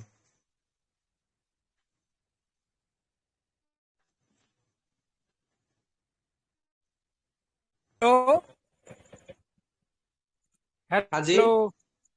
हाँ जी, वंदे मातरम। हाँ भैया, नमस्कार नमस्कार नमस्कार। भैया जी कह जी रहा था कि नमस्कार, एक कहिए। बच्चा हाँ, एक बच्चा है 5 साल का। 5 साल हाँ नहीं, जी। 5 दिन का। 5 दिन का है, पाँच पाँच, दिन का। हाँ, उसको केवल पीलिया पांच की दिन का? 5 दिन का अभी है। तो जी। उसको पीलिया की शिकायत है, डॉक्टर बता रहे हैं। जी। तो अभी हल्का पीलिया है, मतलब वो उसको 0.3 ऐसे कुछ बोल रहे थे, और वो जो है उसको विटामिन कौन 3 का गोली दे रहे हैं, वो मतलब बोले ये खिलाइए हल्का हल्का। तो क्या किया जाए जी। उसके लिए? जी। अभी जैसे कि आपने कहा कि केवल 5 दिन का ही मतलब बच्चा है, तो हाँ पांच जी, हाँ। दिन के बच्चे के लिए कोई भी विटामिन की दवाई देना उचित नहीं होगा, मतलब मेरा ऐसा मानना है। क्योंकि आयुर्वेद भी मतलब यही कहता है। क्योंकि जब हमको पीलिया होता है ना, कामला कमला रोग होता है, मतलब हेपेटाइटिस जी, ए जिसको कहा जाता है, तो इसमें जी, क्या होता है, हमारा यकृत ही इसमें मतलब प्रभावित होता है। तो जब जी, हम मतलब कोई भी भोजन करते हैं या तो कोई भी औषध सेवन करते हैं ना, तो उसको हजम करने का जो प्रक्रिया है, वो यकृत के ऊपर ही उसका दायित्व होता है। जब अभी मतलब यकृत ही मतलब बीमार पड़ गया है, तो उसको जी, विटामिन देने से क्या होगा, वो तो फिर और भी गरिष्ठ हो जाएगा, जी, गुरु द्रव्य हो जाएगा। तो उसको को भी मतलब विटामिन मत दीजिए। इसको मतलब ठीक करने के लिए एक औषधि लीजिए अरविंदा सौ, और दूसरा लीजिए गिलोय का रस, बराबर। इसको एक एक चम्मच मतलब पुनर्नवा, ये अरविंदा सब एक चम्मच, और गिलोय का जूस एक चम्मच, उसको लीजिए। जी। और एक एक चम्मच करके एक एक घंटे में उसको देते रहिए। 3 दिन में पूरी तरह से ठीक हो जाएगी, मतलब पहले दिन में पूरी तरह से ठीक हो जाएगी, परंतु उसको लगभग 7 दिन 8 दिन या तो 10 दिन तक देते रहिए, पूरी तरह से ठीक हो जाएगी। ठीक है। पहले दिन में ही आपको मतलब 2-3 मात्रा में ही आपको मतलब परिणाम मिल जाएगा। अरविंदा सब एक चम्मच, गिलोय का रस एक चम्मच, उसको मतलब दोनों को मिला करके 2 चम्मच अभी पिला पानी दीजिए। मिलाएंगे कि फिर डायरेक्ट एक पिला घंटे के देंगे? बाद में फिर उसको पिलाइए। हाँ जी। नहीं, मैं पूछ रहा था उसमें पानी मिलाएंगे कि डायरेक्ट पिलाएंगे? पानी मिलाएंगे तो और भी अच्छा है। उसको 2 चम्मच और औषधि हो गया तो 2 चम्मच पानी मिला करके पिला दीजिए। और एक एक घंटे पे? जी। एक एक घंटे में पिलाना है। तो कितनी बार? उसको देते रहिए ना, लगभग 8 8 घंटे 10 घंटे तक देते रहिए, पूरी तरह से ठीक हो जाएगा। तीन तो दिन दस तक देना है, एक एक घंटे छोड़ करके। 3 दिन के बाद में केवल दिन में 3 बार देना है, ये ध्यान में रखना है। मतलब मान लीजिए कि आज सोमवार है, आज तो गया, आज सोमवार बीत गया, तो मतलब जी, कल मंगलवार है, तो मंगलवार जी। को कल एक एक घंटे छोड़ छोड़ के देना है। बुधवार को एक एक घंटे छोड़ छोड़ के देना है। गुरुवार को एक एक घंटे छोड़ छोड़ के देना है। शुक्रवार से केवल दिन में 3 बार या तो ज्यादा से ज्यादा 4 बार देना है, उससे अधिक नहीं देना है। ठीक है। अच्छा, एक एक घंटे छोड़ के उसको देना है 10 बार? जी। अच्छा, और एक और कोई बता रहा था कि उसके गले में ये पुनर्नवा की जड़ बांध सकते हैं, ऐसे माला टाइप में, क्या ऐसा कर सकते हैं? वो तो सर्वोत्तम है। पुनर्नवा की जड़ बांधने के लिए एक हाँ, अजमेर का राज वैद्य थे, ये प्रयोग उन्होंने बताया है। वो राज वैद्य का नाम मैं भूल गया हूँ। तो उन्होंने जी, अपने ग्रंथ में बताया है कि पुनर्नवा का जड़ जो है, वो शनिवार के दिन मतलब सूर्य उदय से पहले आपने मतलब मान लीजिए सो रहे हैं और सुबह उठा, मतलब अपने मुंह को नहीं धोना है, कुल्ला भी नहीं करना है, पानी भी नहीं पीना है, सीधा उठ के मतलब जाना है, पुनर्नवा को खोद कर लाना है, बराबर। और उसको उसकी जड़ की माला बनानी है, और उसकी जड़ की माला बना करके आपको मतलब पहना देना है। ऐसा कहा कि कोई कोई वैद्य कहते हैं कि 108 की मन होना चाहिए माला, कोई कोई कहते हैं कि 54 माला, 54 मन का होना चाहिए, कोई कोई कहते हैं कि 27 मन का मतलब माला होना चाहिए। मैंने कभी ऐसा 27 54 108 ऐसा मतलब कभी कहा नहीं। मतलब मैंने 3 पुनर्नवा का मतलब जड़ मतलब खोद के लाया, और उसमें से जितना बना उसके उतनी मतलब मैंने पहनाया है, तो मुझे बहुत अच्छा परिणाम मिला है। तो आप उसकी जड़ को भी मतलब पहना सकते हैं, कोई दिक्कत नहीं है। और ये अरविंद दास और गिलोस्वरस। जी। अरविंद दास और गिलोस्वरस, ये तो देना है भैया ना? हाँ जी, यही तो देना है। ठीक है भैया, बहुत बहुत धन्यवाद। जी। और वंदे वैद्य जी मातरम। इसमें क्या वंदे मातरम वैद्य जी, वंदे मातरम कहिए। जी, इसमें जॉन्डिस में ये भी बताया जाता है कि जैसे सूर्य का पहला किरण आता है ना, सन से जो रे निकलता है मॉर्निंग में, तो वो क्या मतलब जी? बच्चे को सूरज का किरण जो मॉर्निंग में निकलता है, तो हाँ जी। बच्चे को मतलब दिखाने से भी सुनते हैं मतलब कि जॉन्डिस में काम करता है शायद। हाँ जी, बिल्कुल काम करता है, क्योंकि जो यकृत होता है ना, ये हमारा पाचन संस्थान से जुड़ा हुआ है। और हमारा पाचन संस्थान जो है भगवान सूर्य के किरण के साथ में जुड़ा हुआ है। इसके लिए तो मतलब कहा गया है कि रात को सूर्य नहीं होते तो अधिक मात्रा में भोजन नहीं करना चाहिए, क्योंकि हमारा पाचन संस्थान जो है, क्योंकि ये यकृत और प्लीहा से क्या निकलता है, रंजक पित्त निकलता है। तो पित्त हमारा जो 5 प्रकार का जो पित्त होता है ना, वो सीधा सूर्य भगवान से ही मतलब हमारा सीधा संबंध रहता है। तो ये 5 प्रकार का पित्त से कोई भी संबंध होता है ना, तो सूर्य जी को मतलब जल चढ़ाने से, अर्घ्य चढ़ाने से, सूर्य के भगवान के किरण में मतलब व्यास करने से, बैठने से ये ठीक हो जाता है। ये सही बात है, सत्य कहा आपने। अच्छा भैया जी, जी एक और प्रश्न था कि कोई वैद्य हमें एक और चीज बताए थे कि वो बताए थे कि जैसे ये इसका जॉन्डिस की अगर मान लीजिए कोई दवा आपको चलानी हो, बच्चे को ना देना चाहे तो उसकी माँ को दीजिए, वो दूध पिलाएगी तो बच्चा ठीक हो जाएगा। ये बात भी जैसे सही है। अनुशासन ये गिलोय बात भी ये सही जी है। जी जी जी, मैं आपको बता रहा हूँ। ये बात भी सही है, जिन्होंने जो वैद्य ने कहा वो भी बात सही है। परंतु एक जी विषय में अष्टांग हृदय में भी मतलब कहा गया है कि मतलब माँ जी को, मतलब बच्चे की माँ को औषधि पिलाना सही बात है, सही है। परंतु काश्यप जी संहिता में मतलब महर्षि काश्यप ने कहा है, यदि बच्चे को जॉन्डिस मतलब कमला हो जाए ना, तो उसको अरविंदासम देना चाहिए। भेषज रत्नावली में भी यही कहा गया है कि जी अरविंदासम मतलब बच्चे को देना ही चाहिए। जी और साथ में यदि कमला है तो साथ में, क्योंकि कमला होता है तो क्या होता है, मतलब ये यकृत मतलब खराब होता है, उसको जो बुखार आने लगता है, उल्टी आने लगता है, उसका मतलब मुंह ये सब मतलब रक्त सूख जाता है। तो इसके लिए गिलोय का जूस उसमें देना चाहिए, जिससे मतलब यकृत को बल मिले, उसका रक्त के भार मतलब बढ़े, और उसके साथ में उल्टी बंद हो जाए, बुखार मतलब ठीक हो जाए। जी जी जी बराबर। इसके लिए अरविंदा सब और गिलोय का जूस, उसको मतलब सरस ये मिला करके दीजिए जरूर। माँ को और देना हो तो दीजिए, पुनर्नवारिष्ट दीजिए, कालमेघा सब दीजिए, रोहितकारिष्ट दीजिए, आरोग्य वर्धन बट्टी दीजिए, ये बहुत सारे मतलब प्रताप लंकेश्वर दीजिए, सूतिका वरण रस दीजिए, सप्तामृत लहो, नवायस लहो, ऐसे बहुत से औषधियां है। कोई ना कोई औषधि दीजिए, ताप्यादि लहो दीजिए, क्रव्याद रस दीजिए। बराबर। जी परंतु बच्चे को अरविंदा सब गिलोय का रस ये दीजिए ही दीजिए, देना ही देना है। जी जी बिल्कुल बिल्कुल। वैजी नमस्ते। वैजी आपने ये जो कफ के लिए सीतोपलादी, च्यवनप्राश और शहद बोला, तो इन तीनों की जी मतलब 3 चम्मच सुबह और 3 चम्मच शाम, या 3 चम्मच की क्वांटिटी को सुबह शाम लेना है? नहीं नहीं, ये मतलब 3 चम्मच सुबह, 3 चम्मच शाम है। ठीक है वैजी, ठीक है। जी थैंक यू जी। वंदे मातरम। वैजी। हाँ वे जी, वंदे मातरम। एक जी वो में एक प्रेग्नेंट है, वो बार बार उल्टी मालूम पड़ती है, क्या दिया जाए उनको? आपकी आवाज कट रही है भैया, कुछ सुनाई नहीं दे रहा है। जी वो एक लेडी है, प्रेग्नेंट है, वो बार बार उल्टी महसूस होती भी है। जी। जी केवल तो उल्टी क्या होती है दिया ना? जाए उनको?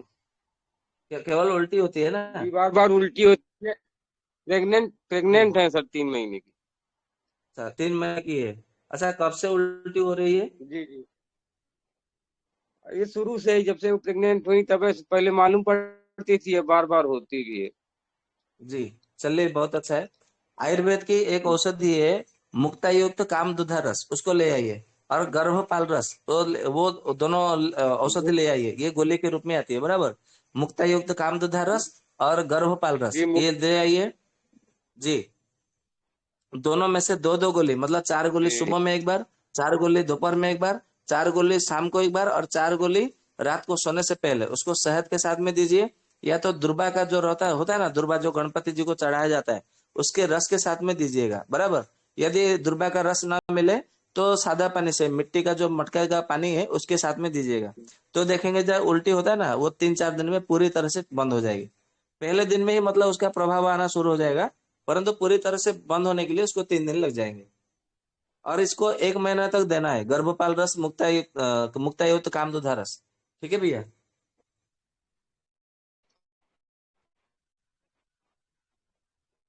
जी। मुक्ता काम दोबारा। जी।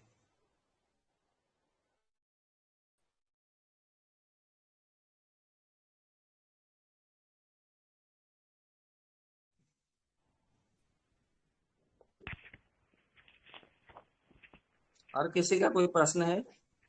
जी भाई जी, ये जानकारी चाहिए, जैसे इससे पहले आपने बताया था कि ये अम्ल रस का मतलब यूज नहीं करने से मतलब किडनी से रिलेटेड बीमारियां होती हैं। क्या जी, आपका प्रश्न क्या, आप फिर से कहिए। जी आपने बताया था कि अम्ल रस का सेवन नहीं करने से मतलब किडनी से रिलेटेड बीमारियां होती है ना, तो जी मतलब बिल्कुल होती उसमें है। जैसे हम 4 साल से मतलब ब्रह्मचर्य का पालन कर रहे हैं, तो मैं ये खट्टा चीज वगैरह कभी यूज नहीं किया, तो उसके कारण हमको लगता है कि एक बार स्टोन प्रॉब्लम हुआ था, अभी भी मतलब स्टोन बनते रहता है, तो इसका कारण ये भी है क्या? जी जी, आपने अम्ल रस का सेवन आरंभ कर दीजिए। और अम्ल रस है ना, आप में मतलब इसमें नींबू में पाया जाता है। और देखिए जितने सब मतलब अम्ल रस मतलब होता है ना, सभी अम्ल रस मतलब ये विशेष करके जो पथरी के लिए मतलब जो आयुर्वेद की औषधियां जो बनाई जाती है, उन सब में जी देखेंगे अम्ल रस मतलब आपको मिलेगा ही मिलेगा। जैसे नींबू का पानी है, नींबू का पानी पीने से पथरी का रोग समाप्त हो जाता है, ठीक हो जाता है। तो नींबू में अम्ल रस है। सताबर का रस है, सताबर से मतलब खाने से भी मतलब आपका मतलब जो ये पथरी है वो ठीक हो जाता है। तो सताबर में मधुर रस है, अम्ल रस है, कसाय रस है, तो इसके लिए वो ठीक हो जाता है। आप मतलब लीजिए कि नारियल का पानी है, नारियल का पानी भी, नारियल के पानी में भी मतलब क्या होता है, उसका मधुर रस है, कसाय रस है, परंतु उसका विपाक में अम्ल रस है। इसके लिए नारियल के पानी से भी मतलब पथरी ठीक हो जाता है। मतलब आपका जो किडनी का जो ठीक करने का जो मतलब है ना बीड़ा, उसमें अम्ल रस मतलब प्रधान ही रहता है। इसके लिए दूसरे नंबर में ही मतलब अम्ल रस को लिया गया भोजन में। मधुर, अम्ल, लवण, कटु, तिक्त, कसाय, ये 6 रसों को इसी भाव से सजाया गया है। जी ठीक है भाई, भैया। जी इसमें जैसे कहता है कि बीज वाली चीजें नहीं खाया जाता, जैसे भिंडी हुआ, मिर्च का बीज, सब ये सही है कि मतलब ये गलत? दूध क्या वगैरह क्या भी वाली कोई नहीं लोग खाना चाहिए? बीज वाली चीजें मतलब यूज करने से मना करते हैं, और जैसे प्रोटीन वगैरह ज्यादा नहीं लिया जाता है, किडनी किडनी के मतलब रोगों में ना? हाँ किडनी स्टोन में।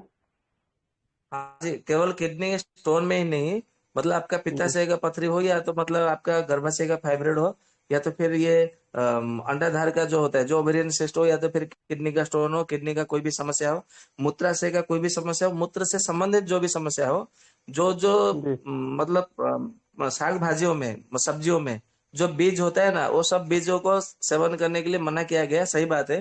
परंतु उनमें से जो क्षारीय गुण रखते हैं, क्षारीय गुण यानी कि जैसे ककड़ी है, ककड़ी का बीज क्षार उत्पन्न करने वाला है, तो उसको ले सकते हैं। नारियल मतलब वो उसमें क्षार रहता है, तो उसको मतलब ले सकते हैं। फिर मतलब जो खीरा होता है उसका बीज में मतलब क्षारीय है, तो उसको मतलब सेवन कर सकते हैं। तो इसी प्रकार के जितने सब मतलब जो क्षारीय द्रव्य है, जिसमें मतलब जिसका रस जिसका जो रस है वो क्षारीय है, मतलब अम्लीय नहीं है, क्षारीय है, तो उसका मतलब सेवन कर सकते हैं, उन बीजों का सेवन कर सकते हैं, कोई दिक्कत नहीं है। जैसे वैज ये नारियल का दूध भी बनता है ना, जैसे बना के पी जी सकते हैं क्या? हाँ जी, ये बिल्कुल पी कोकोनट, सकते हैं, क्योंकि हाँ वो कोकोनट क्षारीय है का। ना, पी सकते हैं।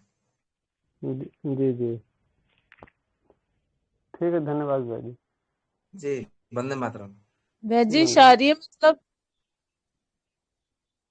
हाँ जी। क्षारीय मतलब क्षारीय एक आप मतलब जी, क्षारीय मतलब हम जो मतलब सेवन करते हैं ना, तो उसमें दो प्रकार का मतलब मतलब दो भागों में उसको विभक्त किया गया है, बांटा गया है। एक होता है अम्लीय, दूसरा होता है क्षारीय।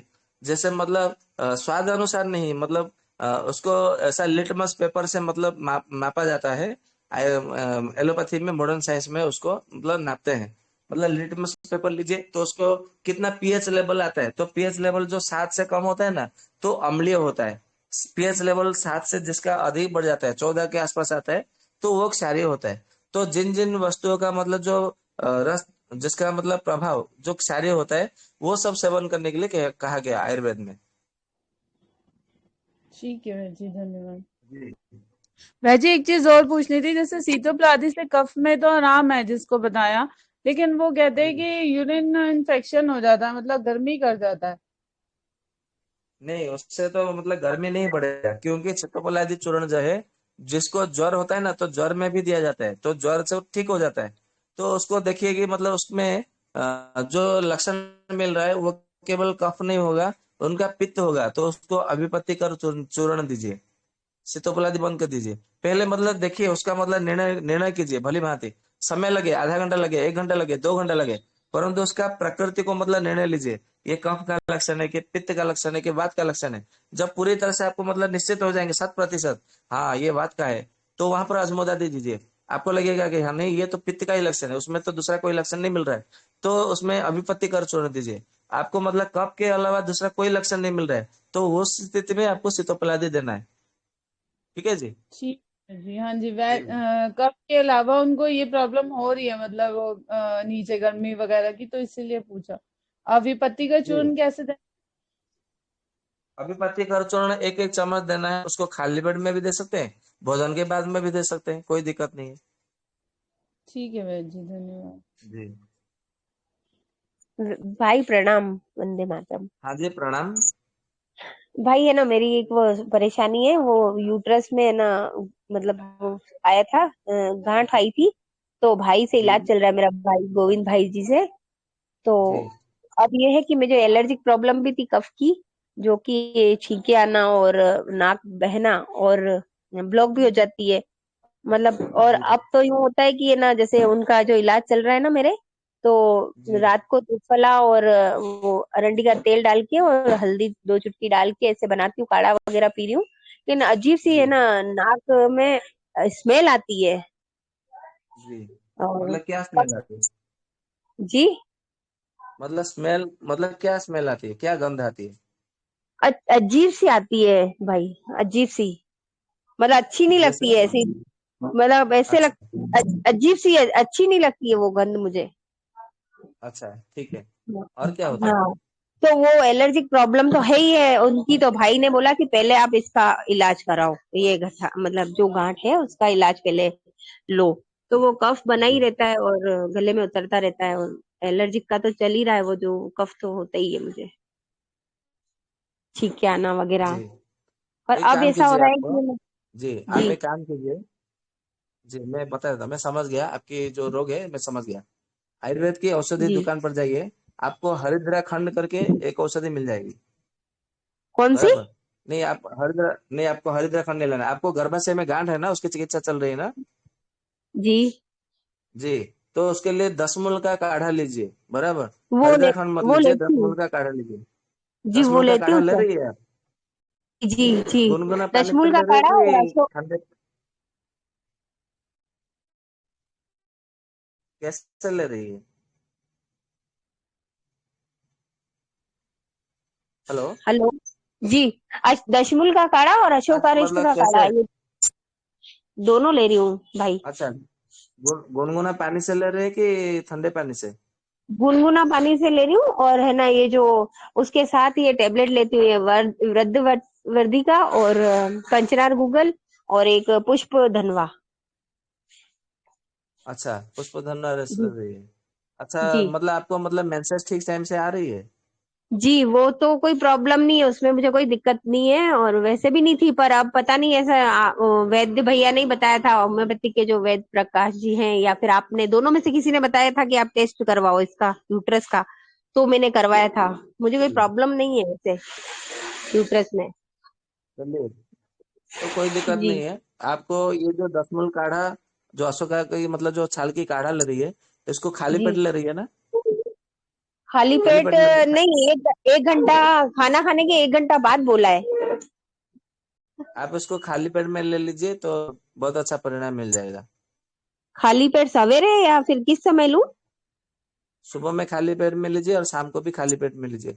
और इसमें और एक जी आप एक काम कीजिए। सबसे पहले जी अजवाइन 1 चम्मच लीजिए। 1 चम्मच अजवाइन को 1 गिलास पानी में उबाल लीजिए। बराबर। उसको जब आधा जी बचे तो उसको छान लीजिएगा। और उसी पानी में 10 मूल का काढ़ा और अशोका जो मतलब अशोका रिष्ट है, उसको मिला करके जी। उसको सेवन करिए। तो बहुत अजवाइन अच्छा का परिणाम और मिलेगा। आप जल्दी जी, अजवाइन अजवाइन का का काढ़ा भाई। बनाइए। जी आप पहले सुन लीजिए, अजवाइन का जी काढ़ा बनाइए। और जब जी अजवाइन का काढ़ा बन जाएगा, उसमें दस जी मूल काढ़ा, 10 मूल क्वाथ और अश्वगंधा मिला करके सेवन करिए, तो ठीक हो जाएगा, जी। जल्दी से जल्दी ठीक।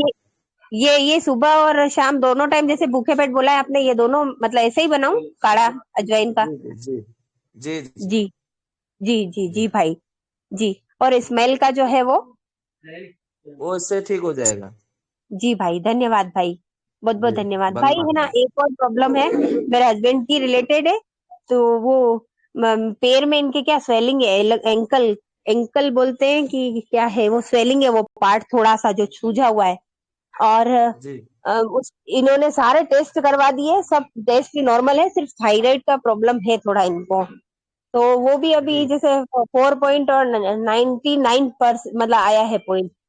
तो भाई है जी। ना, इसके मतलब ये है, TSH कराया है तो 4.99 आया है। तो अच्छा अब समझ में नहीं आता है कि फिर एंकल पेन है तो इको वगैरह सारी जांचें हो गई है, हार्ट वगैरह की, सब मतलब ब्लड टेस्ट वगैरह सारे हो गए, कोई प्रॉब्लम नहीं है। पर फिर भी पता नहीं क्या है, इनके जो स्वेलिंग ना कम होती है और वो पेन बना रहता है, पेन दर्द होता है इनको बहुत पैर में, जी। और चलने में आप दिक्कत उनको आती है। मतलब रात को ठीक से नींद होती है? जी, नींद तो आती है भाई, कभी कभी कोई बिगड़ती है, किसी जब बात। ज्यादा ज्यादा दर्द होता है तो जी बिगड़ती है नींद। जी। किसी विषय को लेकर कोई चिंतित है, चिंता में मतलब मन में चिंता है? हो सकता है भाई, ये तो हो सकता है।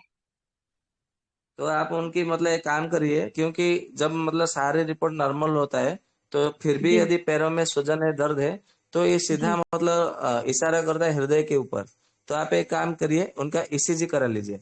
तो ईसीजी में क्या रिपोर्ट आता है वो कल हमें बताइए, कल भाई के दूसरे ईसीजी मतलब कल के सत्र में। भाई ईसीजी भी करा दिया है और इको भी करा दिया है, दोनों टेस्ट हो गए। तो दोनों टेस्ट क्या नॉर्मल है? जी नॉर्मल है, बिल्कुल नॉर्मल है। अच्छा, उनको कोई मतलब हाई बीपी ऐसा कुछ समस्या है?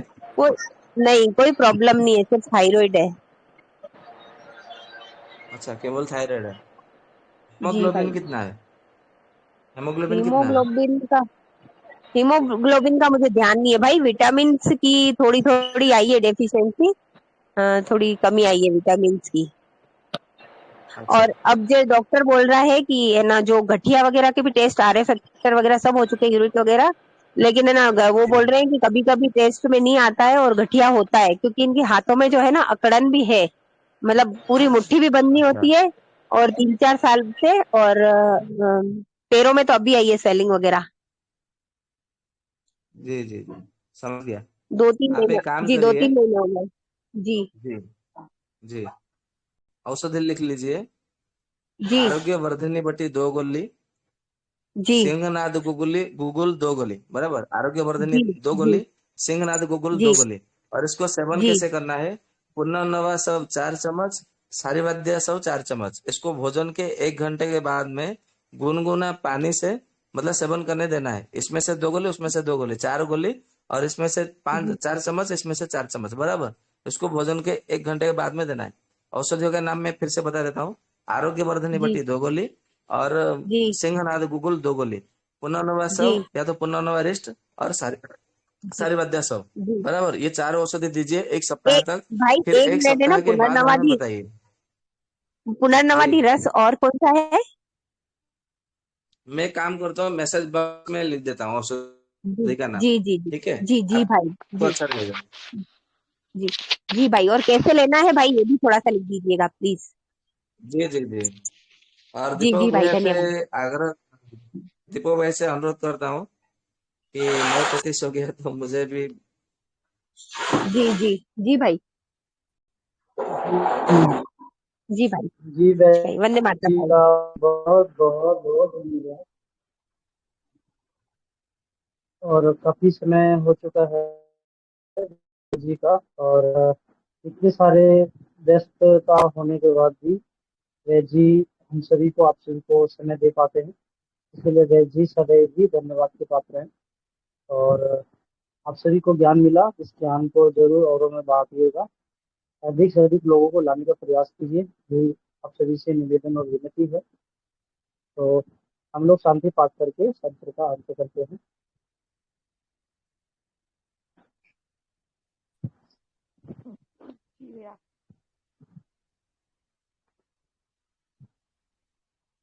आपकी गुड़िया है दीदी?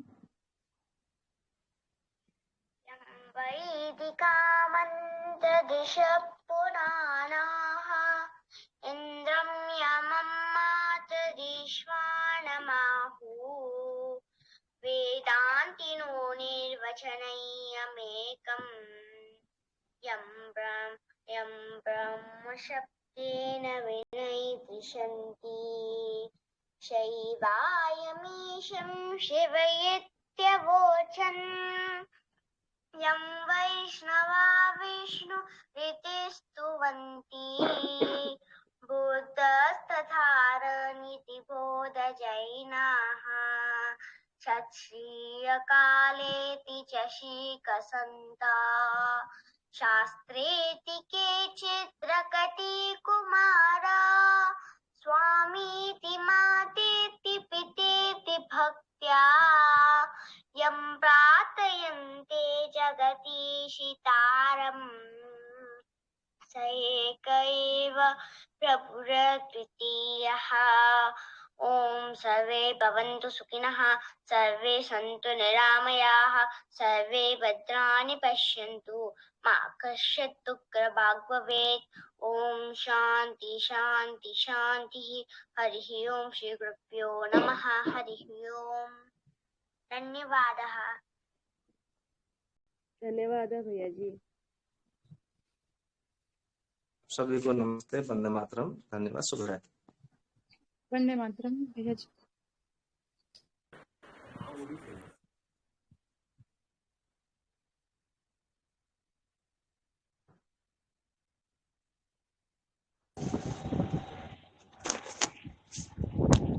वंदे मातरम आप सभी को, जो भी भाई बंधु भी हैं और सुन रहे हैं, तो मैं सभी लोगों से ये कहना चाहूँगा कि आज वैद्य जी के द्वारा दी गई जानकारी से आप लोगों को अगर डर लग रहा हो तो डरने की जरूरत नहीं है।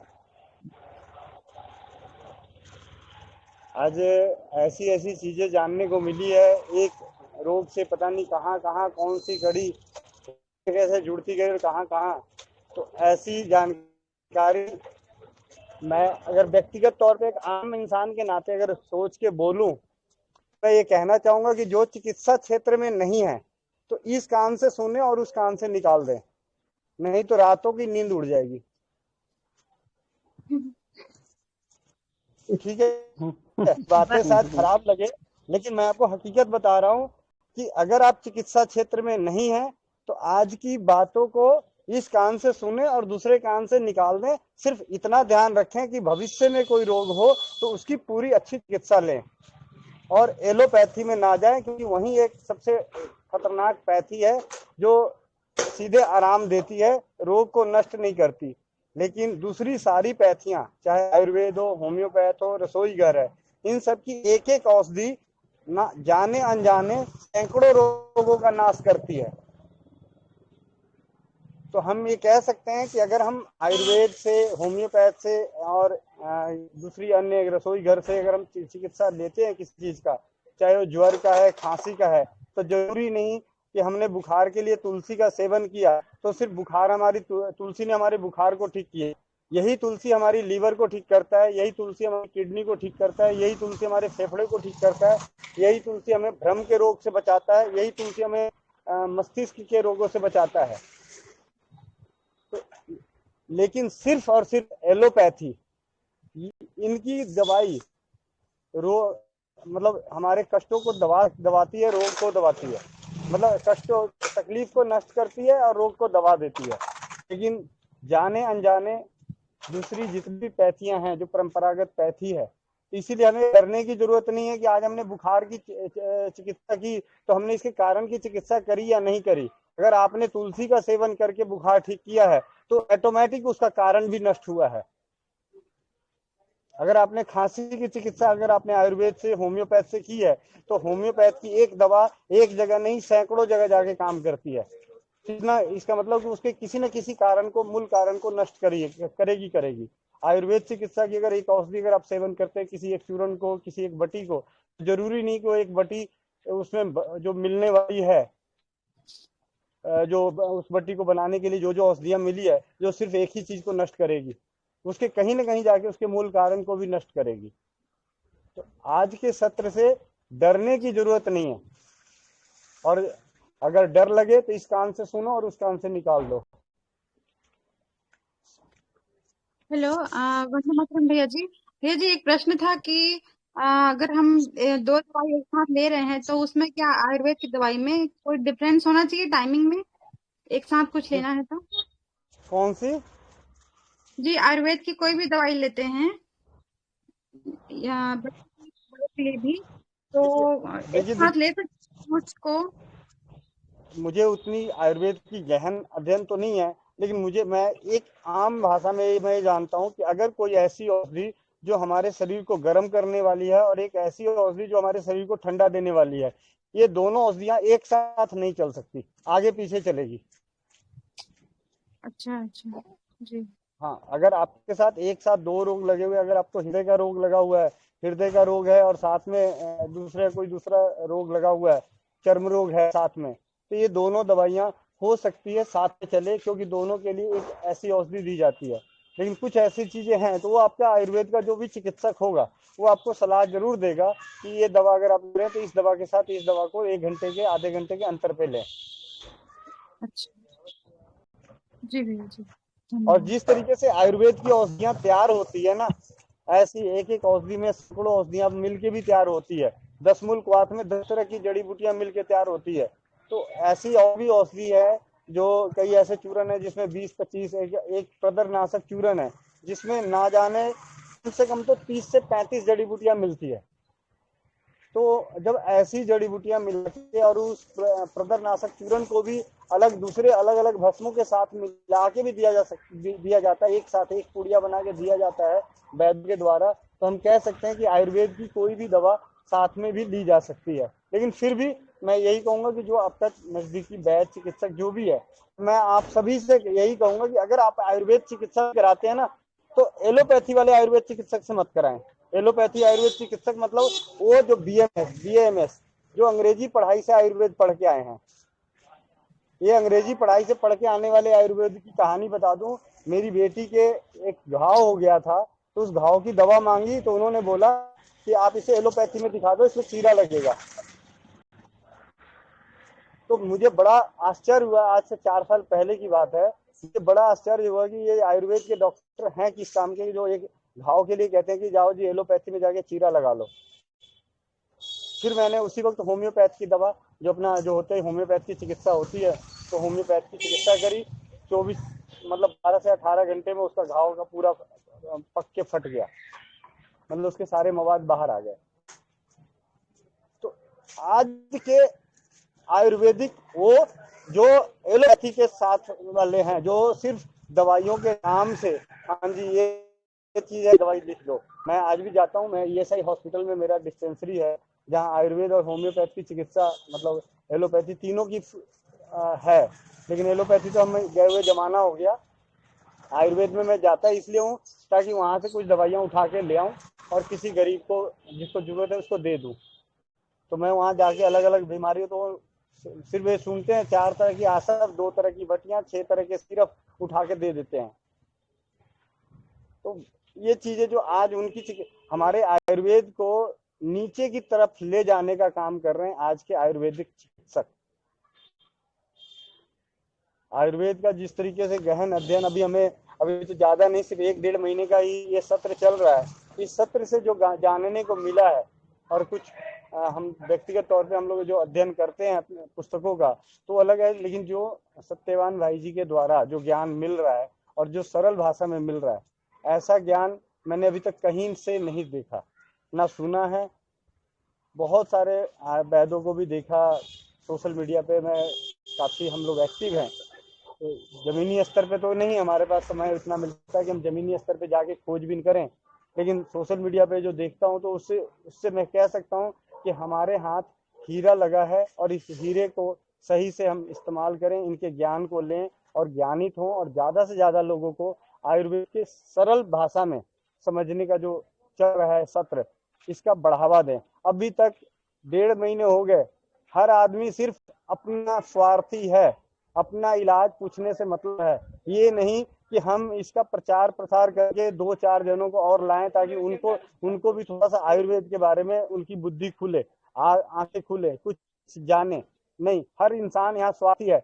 जी वैद्य जी का सत्र खत्म हुआ तो अपनी थोप दो, अरे आपकी बीमारी ठीक करने के लिए 1000 वैद्य मिल जाएंगे, 1000 डॉक्टर मिल जाएंगे। पहले अपने अंदर वो विश्वास की वो ज्वाला तो उत्पन्न करें ज्ञान से। ज्ञान ग्रहण नहीं करना है, ज्ञान ग्रहण कर लेंगे तो बड़ी दिक्कत हो जाएगी। उत्पन्न करनी है, आयुर्वेद के प्रति विश्वास की ज्वाला उत्पन्न करनी है, आयुर्वेद के प्रति निष्ठा की ज्वाला उत्पन्न करनी है। और ये तभी उत्पन्न होगा जब आपको जो सरल भाषा में आयुर्वेद का ज्ञान मिल रहा है। संस्कृत के अगर 4 श्लोक पढ़ के कोई बता दे तो वो फिर इस कान से गया उस कान से निकल जाएगा। लेकिन जो सरल भाषा से जिस तरीके से बताया जा रहा है आज वर्तमान में और आने वाले भविष्य में, इस तरीके से शायद ही आयुर्वेद का आलोचना सत्र हो। वो मेरा मतलब भाई हो सके, भगवान से विनती करता हूँ कि इससे भी उच्च कोटि का आलोचना सत्र हो। लेकिन अभी तो मुझे नहीं लगता। जिस तरीके से आज के चिकित्सा एक व्यवसाय का जो जरिया ना हुआ है, उस एक वैद्य हैं जो सिर्फ और सिर्फ धंधा करते हैं, एक से एक आयुर्वेदिक चिकित्सक हैं, होम्योपैथी चिकित्सक हैं, सब व्यवसाय करते हैं। लेकिन सरल भाषा में आयुर्वेद को जीवन जीने की कला के भाषा में समझाने वाला कोई भी अभी तक नहीं मिला। और कि आज हमें मिले हैं तो इनका ज्यादा से ज्यादा प्रचार प्रसार करना चाहिए। सही कहा भैया आपने कि डायमंड है, वो सही बोल रहे हो बिल्कुल आप। वंदे मातरम भाई जी। वंदे मातरम। मैं यहाँ कुछ एक बात कहना चाहूँगा। जैसे अपन सभी सत्र में जुड़ते हैं, एक वेद जी आते हैं और एक तरह से यूँ मानो कि वो तो बहुत बड़े प्रकांड विद्वान हैं, पूरा ज्ञान है, जानते हैं आयुर्वेद के बारे में। तो मेरा एक छोटी सी विनती या सुझाव, जो भी मानना चाहें, इसका एक टाइटल जैसे कंपनियां विज्ञापन करती है, हर घर वैद्य, ऐसा बनाया जाए और प्रत्येक परिवार से एक सदस्य उसमें नीचे लाइन हो, इससे जुड़े। और जितने भी भारतीय चिकित्सा पद्धति है, मतलब आयुर्वेद से जो इलाज करते हैं, उनको इससे जोड़ा जाए, ताकि ये अपना जो कुंभ चल रहा है वो महाकुंभ में परिणित हो सके। और जैसे बहुत सारे अभियान भाई लोगों के द्वारा चलाए जा रहे हैं, जैसे चिकित्सा क्रांति और उधर कृषि क्रांति, स्वस्थ समृद्ध परिवार, सभी एक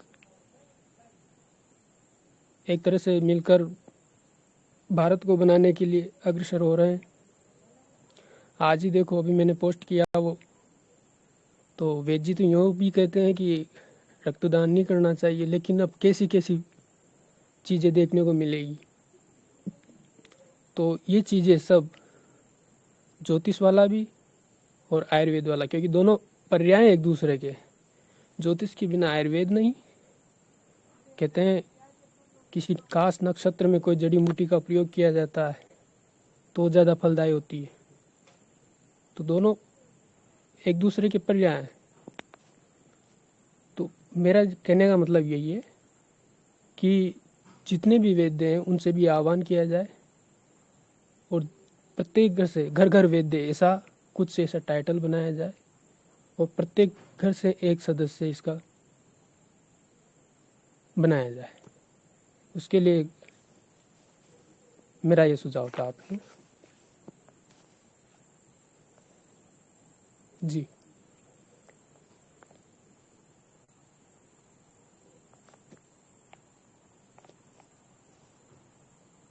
जी गोविंद भाई, सुन रहे हो?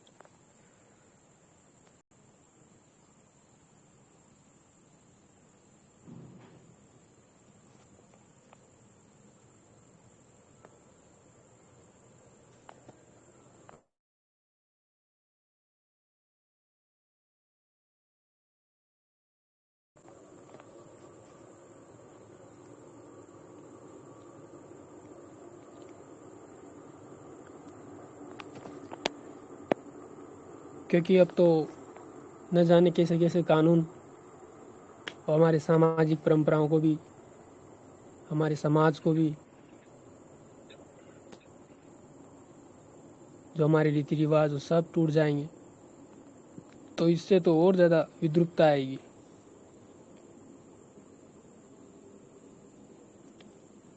तो प्रत्येक घर को इस क्रांति का में शामिल किया जाए।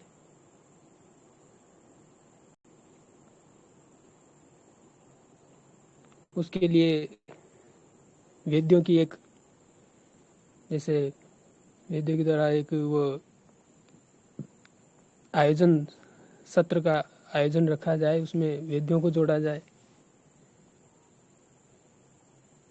जो निस्वार्थ भाव से अपनी सेवाएं दे रहे हैं। अब अपन तो अब इस सत्र में जुड़ते हैं तो सब अनपढ़ हैं, कहने का मतलब, और वेद जी अकेले, जिस दिन वो नहीं आती क्लास बंद रहती है तो वो नहीं आएंगे, दूसरे दिन दूसरे आएंगे। मतलब ये अपना अभियान आगे से आगे बढ़ता रहेगा और अधिक से अधिक लोग इससे जुड़ते रहेंगे, लाभान्वित होते रहेंगे।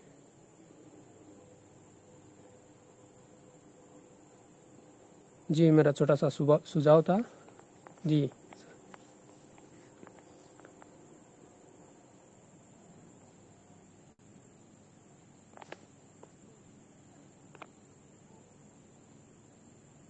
जी भाई सुन पा रहे? जी आपका बहुत बहुत धन्यवाद, और आपकी बहुत ही अच्छी सुझाव है श्रीमान जी। और आप जैसे विद्वान लोग, आप जैसे सज्जन लोग अगर भी हमारे देश में हैं, आप जैसे व्यक्तित्व की जरूरत है हमारे देश में, जो जागरूक रहे और जो ज्ञान मिले उस ज्ञान को हमेशा सदैव उच्च स्तर तक ले जाने का प्रयास करे, ऐसे ही प्रयास होना चाहिए। हमारे देश में आज जो वेदों की श्रृंखलाएं थी वो आज समाप्त हो चुकी है। जो ऋषियों का ज्ञान था, जो वेदों के माध्यम से मिलता था, वास्तव में वेद देख के प्रकांड विद्वान होते थे, जैसा आपने कहा, और सत्य है। एक शरीर विज्ञान को समझते हुए सृष्टि विज्ञान को भी समझते थे, क्योंकि एक अच्छा वेद वही हो सकता है जो शरीर के विज्ञान को समझते हुए सृष्टि विज्ञान को भी समझे। मतलब कि हमारा शरीर का संबंध सृष्टि से भी है, क्योंकि हमारे सृष्टि में जैसा परिवर्तन होता है वैसा हमारे शरीर में भी परिवर्तन होता है। तो वह वैद्य तभी बन सकते हैं जब तक कि हम ऋषियों के ज्ञान विज्ञान की ओर नहीं लौटेंगे, तब तक नहीं बन सकते। जब तक कि हम वेदों की ओर नहीं लौटेंगे तब तक हम वैसे वैद्य नहीं बन सकते। मतलब कि हमें जो मौलिक ज्ञान है, जो ऋषियों ने जो खोजा था, वो पूर्ण साइंस को समझने के लिए हमें आज जरूरत है, और वैसे गुरुकुलों के निर्माण करने की जरूरत है। गुरुकुल की निर्माण हो सकती है, वैसी शिक्षा पद्धति आ सकती है। इसके लिए जो कर सकते हैं सभी को आगे आकर के अपना अपना सहयोग देना चाहिए, क्योंकि इसमें अर्थ का भी बहुत बड़ा रोल है, बहुत बड़ी भूमिका है। जैसे मैं आज कुछ दिन पहले मैं एक बड़े ही वैदिक वैज्ञानिक आचार्य अग्निवर नैष्ठिक जी हैं, जो वेदों पे रिसर्च कर रहे हैं, वैदिक विज्ञान को लाने का। वैदिक, एक मिनट मेरी बात कर पूरी करने दें तो आप बोलिएगा। तो मैं ये कह रहा हूँ कि आचार्य अग्निवर जी भी बहुत ही अच्छे कार्य कर रहे हैं, वेदों की ओर लौटने का एक संदेश दे रहा है। वेदों में जो विज्ञान छिपा हुआ है वो ला रहा है, क्योंकि आज जितनी भी साइंस है उसकी रिसर्च का नाम सुने तो पता चलता है कि सारे विदेशियों ने ढूंढा। जैसे वैद जी ने भी कहा कि हेम्योपैथी का आविष्कार किसने किया, तो अभी आता है नाम कि हैनिमन जी ने कहा कि किया। लेकिन इसके पीछे भी कहीं न कहीं कोई ऐसी सुराग है जिसे मुझे नहीं पता। हो सकता है कि हमारे किसी भारतीय ऋषियों ने ही, भारतीय बुद्धिमान लोगों ने, भारतीय मनुष्यों ने ही, ऐसे विद्वान लोगों ने, किसी ने ऐसी शुरुआत की होगी। लेकिन इस विज्ञान को हो सकता है जो वैद जी बताएंगे, ऐसा मैं अनुमान लगा रहा हूँ। जैसे कि राजीव दीक्षित जी ने कहा था कि शिवकर बापूजी तलपति जी 1895 में हवाई जहाज का निर्माण करके जुहू चौपाटी पे उड़ाया था, लेकिन उसकी साइंस को चुरा करके अंग्रेजों ने 1905 में अपने नाम से ये प्रकाशित कर दिया, विश्व में बता दिया कि हमने राइट ब्रदर्स ने हवाई जहाज का आविष्कार किया। तो ऐसी ही भूलें होती रहती है हमारे देशों में। तो आज हमारे ज्ञान और विज्ञान को समझने की जरूरत है, हर माता पिता को समझने की जरूरत है, और उस माता पिता को समझ करके अपने बच्चों को दान करने की जरूरत है ऋषियों के ज्ञान और विज्ञान को समझने के लिए। तभी हम जो है कि उस ज्ञान और विज्ञान को बचा सकते हैं। जैसे कि वैद जी आज 1 घंटे का सत्र लेते हैं तो सुनने में काफी आनंद आता है कि वैद जी को कितना ज्ञान है, वैद जी बहुत ही ज्ञानी है। तो इसके पीछे उन गुरुओं का बहुत बड़ा धन्यवाद जाता है, जिस गुरुओं ने उस ऋषियों के ज्ञान को समेट करके ऐसे शिष्यों में ट्रांसफर किया, ऐसे शिष्यों में बताया। तो हमें वैसे संतान को जन्म देने का, वैसे संतानें चाहिए हमें, वैसे बच्चे चाहिए, वैसे सज्जन चाहिए, वैसे माता पिता चाहिए, और वैसे लोग चाहिए जो इस क्षेत्र में आकर के मदद करे। क्योंकि कोई भी एक व्यक्ति या कोई भी एक संस्था या कोई भी एक समुदाय जो है कि एक अच्छे समाज का, एक अच्छे राष्ट्र का निर्माण नहीं कर सकता है। ये हम सभी को मिल करके करना होगा। किसी को ज्ञान है तो उसके ज्ञान को बढ़ाने के लिए हमें किसी का ढाल भी बनना पड़ेगा, उनका साथ देना पड़ेगा, उनका प्रचार प्रसार करना पड़ेगा। कोई अर्थ से सहयोग कर सकते हैं, उन्हें अर्थ से सहयोग करना चाहिए। जैसे आचार्य अग्निहोत्र जी का आज वैदिक विज्ञान सम्मेलन हुआ तो बहुत सारे लोग आए, वैज्ञानिक भी आए, अर्थशास्त्री भी आए, बड़े इतिहासकार भी आए, कुछ धनवान लोग भी आए, उसमें से बहुत सारे लोग उनको सहयोग भी किए, तो उनका अभियान धीरे धीरे बढ़ता जा रहा है। उसी तरह आज वैद्य जी को मदद की बहुत जरूरत है, स्वस्थ समृद्ध परिवार को मदद की बहुत जरूरत है। जो हम करना चाह रहे हैं, हम अपने अभियान को बढ़ाना चाह रहे हैं, तो आप जैसे बंधु मित्र भाई बहन अगर ये सहयोग करते हैं तो हम चिकित्सा क्रांति को उस शिखर पे ले जाने का प्रयास करेंगे, जिससे कि ऋषियों का ज्ञान और विज्ञान इस देश में फले फूले और केवल भारत का ही कल्याण नहीं, विश्व का कल्याण हो।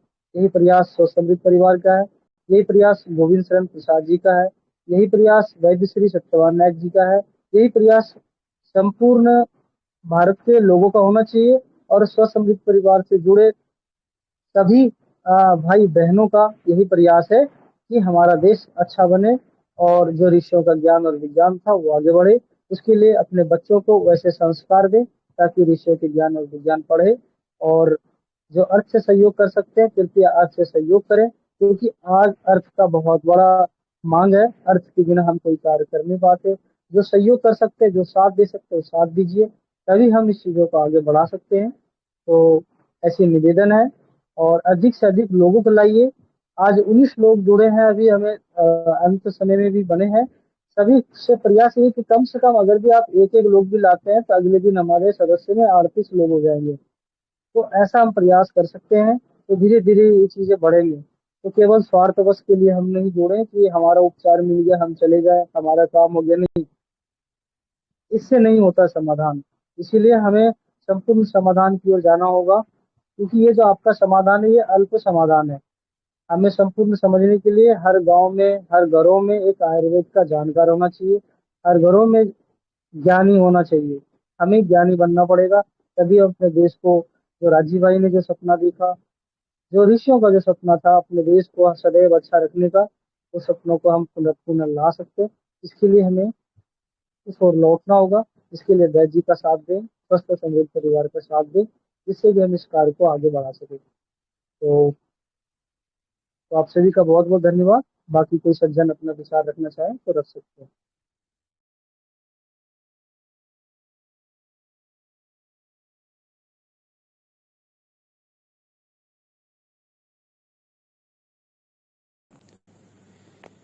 भैया ये जो गुरुकुल क्रांति चलाई जा रही है अपने इसी अभियान का हिस्सा है, वरुण विवेक जी द्वारा? देखिए, ऐसा नहीं होता। अगर भी कोई सज्जन देश के लिए अच्छा काम कर रहा है, मानवता के लिए अच्छा काम कर रहा है, ऋषियों के ज्ञान विज्ञान को बढ़ाने के लिए कार्य कर रहा है, तो हमें समझना चाहिए वह काम हमारा भी है। अगर भी किसी ने शुरुआत किया, राजीव दीक्षित जी ने एक क्रांति की शुरुआत की, संपूर्ण क्रांति की, केवल एक क्रांति नहीं था उनका, उनका संपूर्ण क्रांति था। तो संपूर्ण क्रांति की जो उन्होंने शुरुआत की, तो वो संपूर्ण क्रांति का केवल जो है कि करने की सोच केवल राजीव दीक्षित जी में नहीं होना चाहिए, जो था वो आज हमें भी होना चाहिए। केवल उनका ही काम नहीं था, राजीव दीक्षित जी ने शुरुआत किया तो वो काम उनका था, उनके साथ साथ आज जो हम उनके विचार को सुन के प्रेरित हुए तो वह काम हमारा भी है। इसी तरह से आचार्य जी जो कर रहे हैं, आचार्य अग्निहोत्र जी जो कर रहे हैं, उनके कार्य को हमें भी उनके कार्य को अपना कार्य समझना चाहिए, क्योंकि यह कार्य संपूर्ण मानव जाति को बचाने के लिए हो रहा है। तो उसमें हम भी आते हैं, इस सृष्टि को बचाने का कार्य हो रहा है तो इसमें हम भी आते हैं। तो इसको हमें अपना कार्य समझना चाहिए। जहां भी मानवता को बचाने का कार्य हो रहा हो, जहां भी सत्य की राह पे चल करके कार्य हो रहा हो, सत्य का साथ दिया जा रहा हो, वहां पे समझना चाहिए सभी अच्छे लोगों को, सभी मानव भक्तों को, सभी ऋषि भक्तों को, सभी देश भक्तों को, राष्ट्र भक्तों को उसको अपना कार्य समझ के करना चाहिए। तभी हम जो है कि उस कार्य को और उस अभियान को हम आगे बढ़ा सकते हैं। अगर गिरिडीह सोच ले कि नहीं वो कार्य तो उनका है, जैसे जो भी और भाई बंधु सोच रहे नहीं स्वस्थ समृद्ध परिवार तो केवल गोविंद भाई जी का है, मेरा उसमें क्या है, नहीं, स्वस्थ समृद्ध परिवार आप सबका है। इसीलिए स्वस्थ समृद्ध परिवार का साथ, स्वस्थ समृद्ध परिवार के साथ चलना, जितना अधिकार स्वस्थ समृद्ध परिवार में जुड़े लोगों का है उतना अधिकार सभी बंधुओं का है। उस पर आप स्वस्थ समृद्ध परिवार पे अगर भी कोई दिक्कतें आती है तो उस पर आप सहयोग करें। स्वस्थ समृद्ध परिवार की तरफ से कोई गलतियां होती है तो उसको सुधारने का काम आप भी कर सकते हैं, और उस पर आपको कहने का अधिकार, आपको प्रश्न रखने का अधिकार पूरा है। इसीलिए स्वस्थ समृद्ध परिवार सबका है। चाहे कोई भी अभियान चलता हो जो राष्ट्र और मानवता के लिए कार्य होता, उस अभियान को सबको अपना अभियान समझना चाहिए, तभी हम उस कार्य को आगे बढ़ा सकते हैं, अन्यथा नहीं बढ़ा सकते।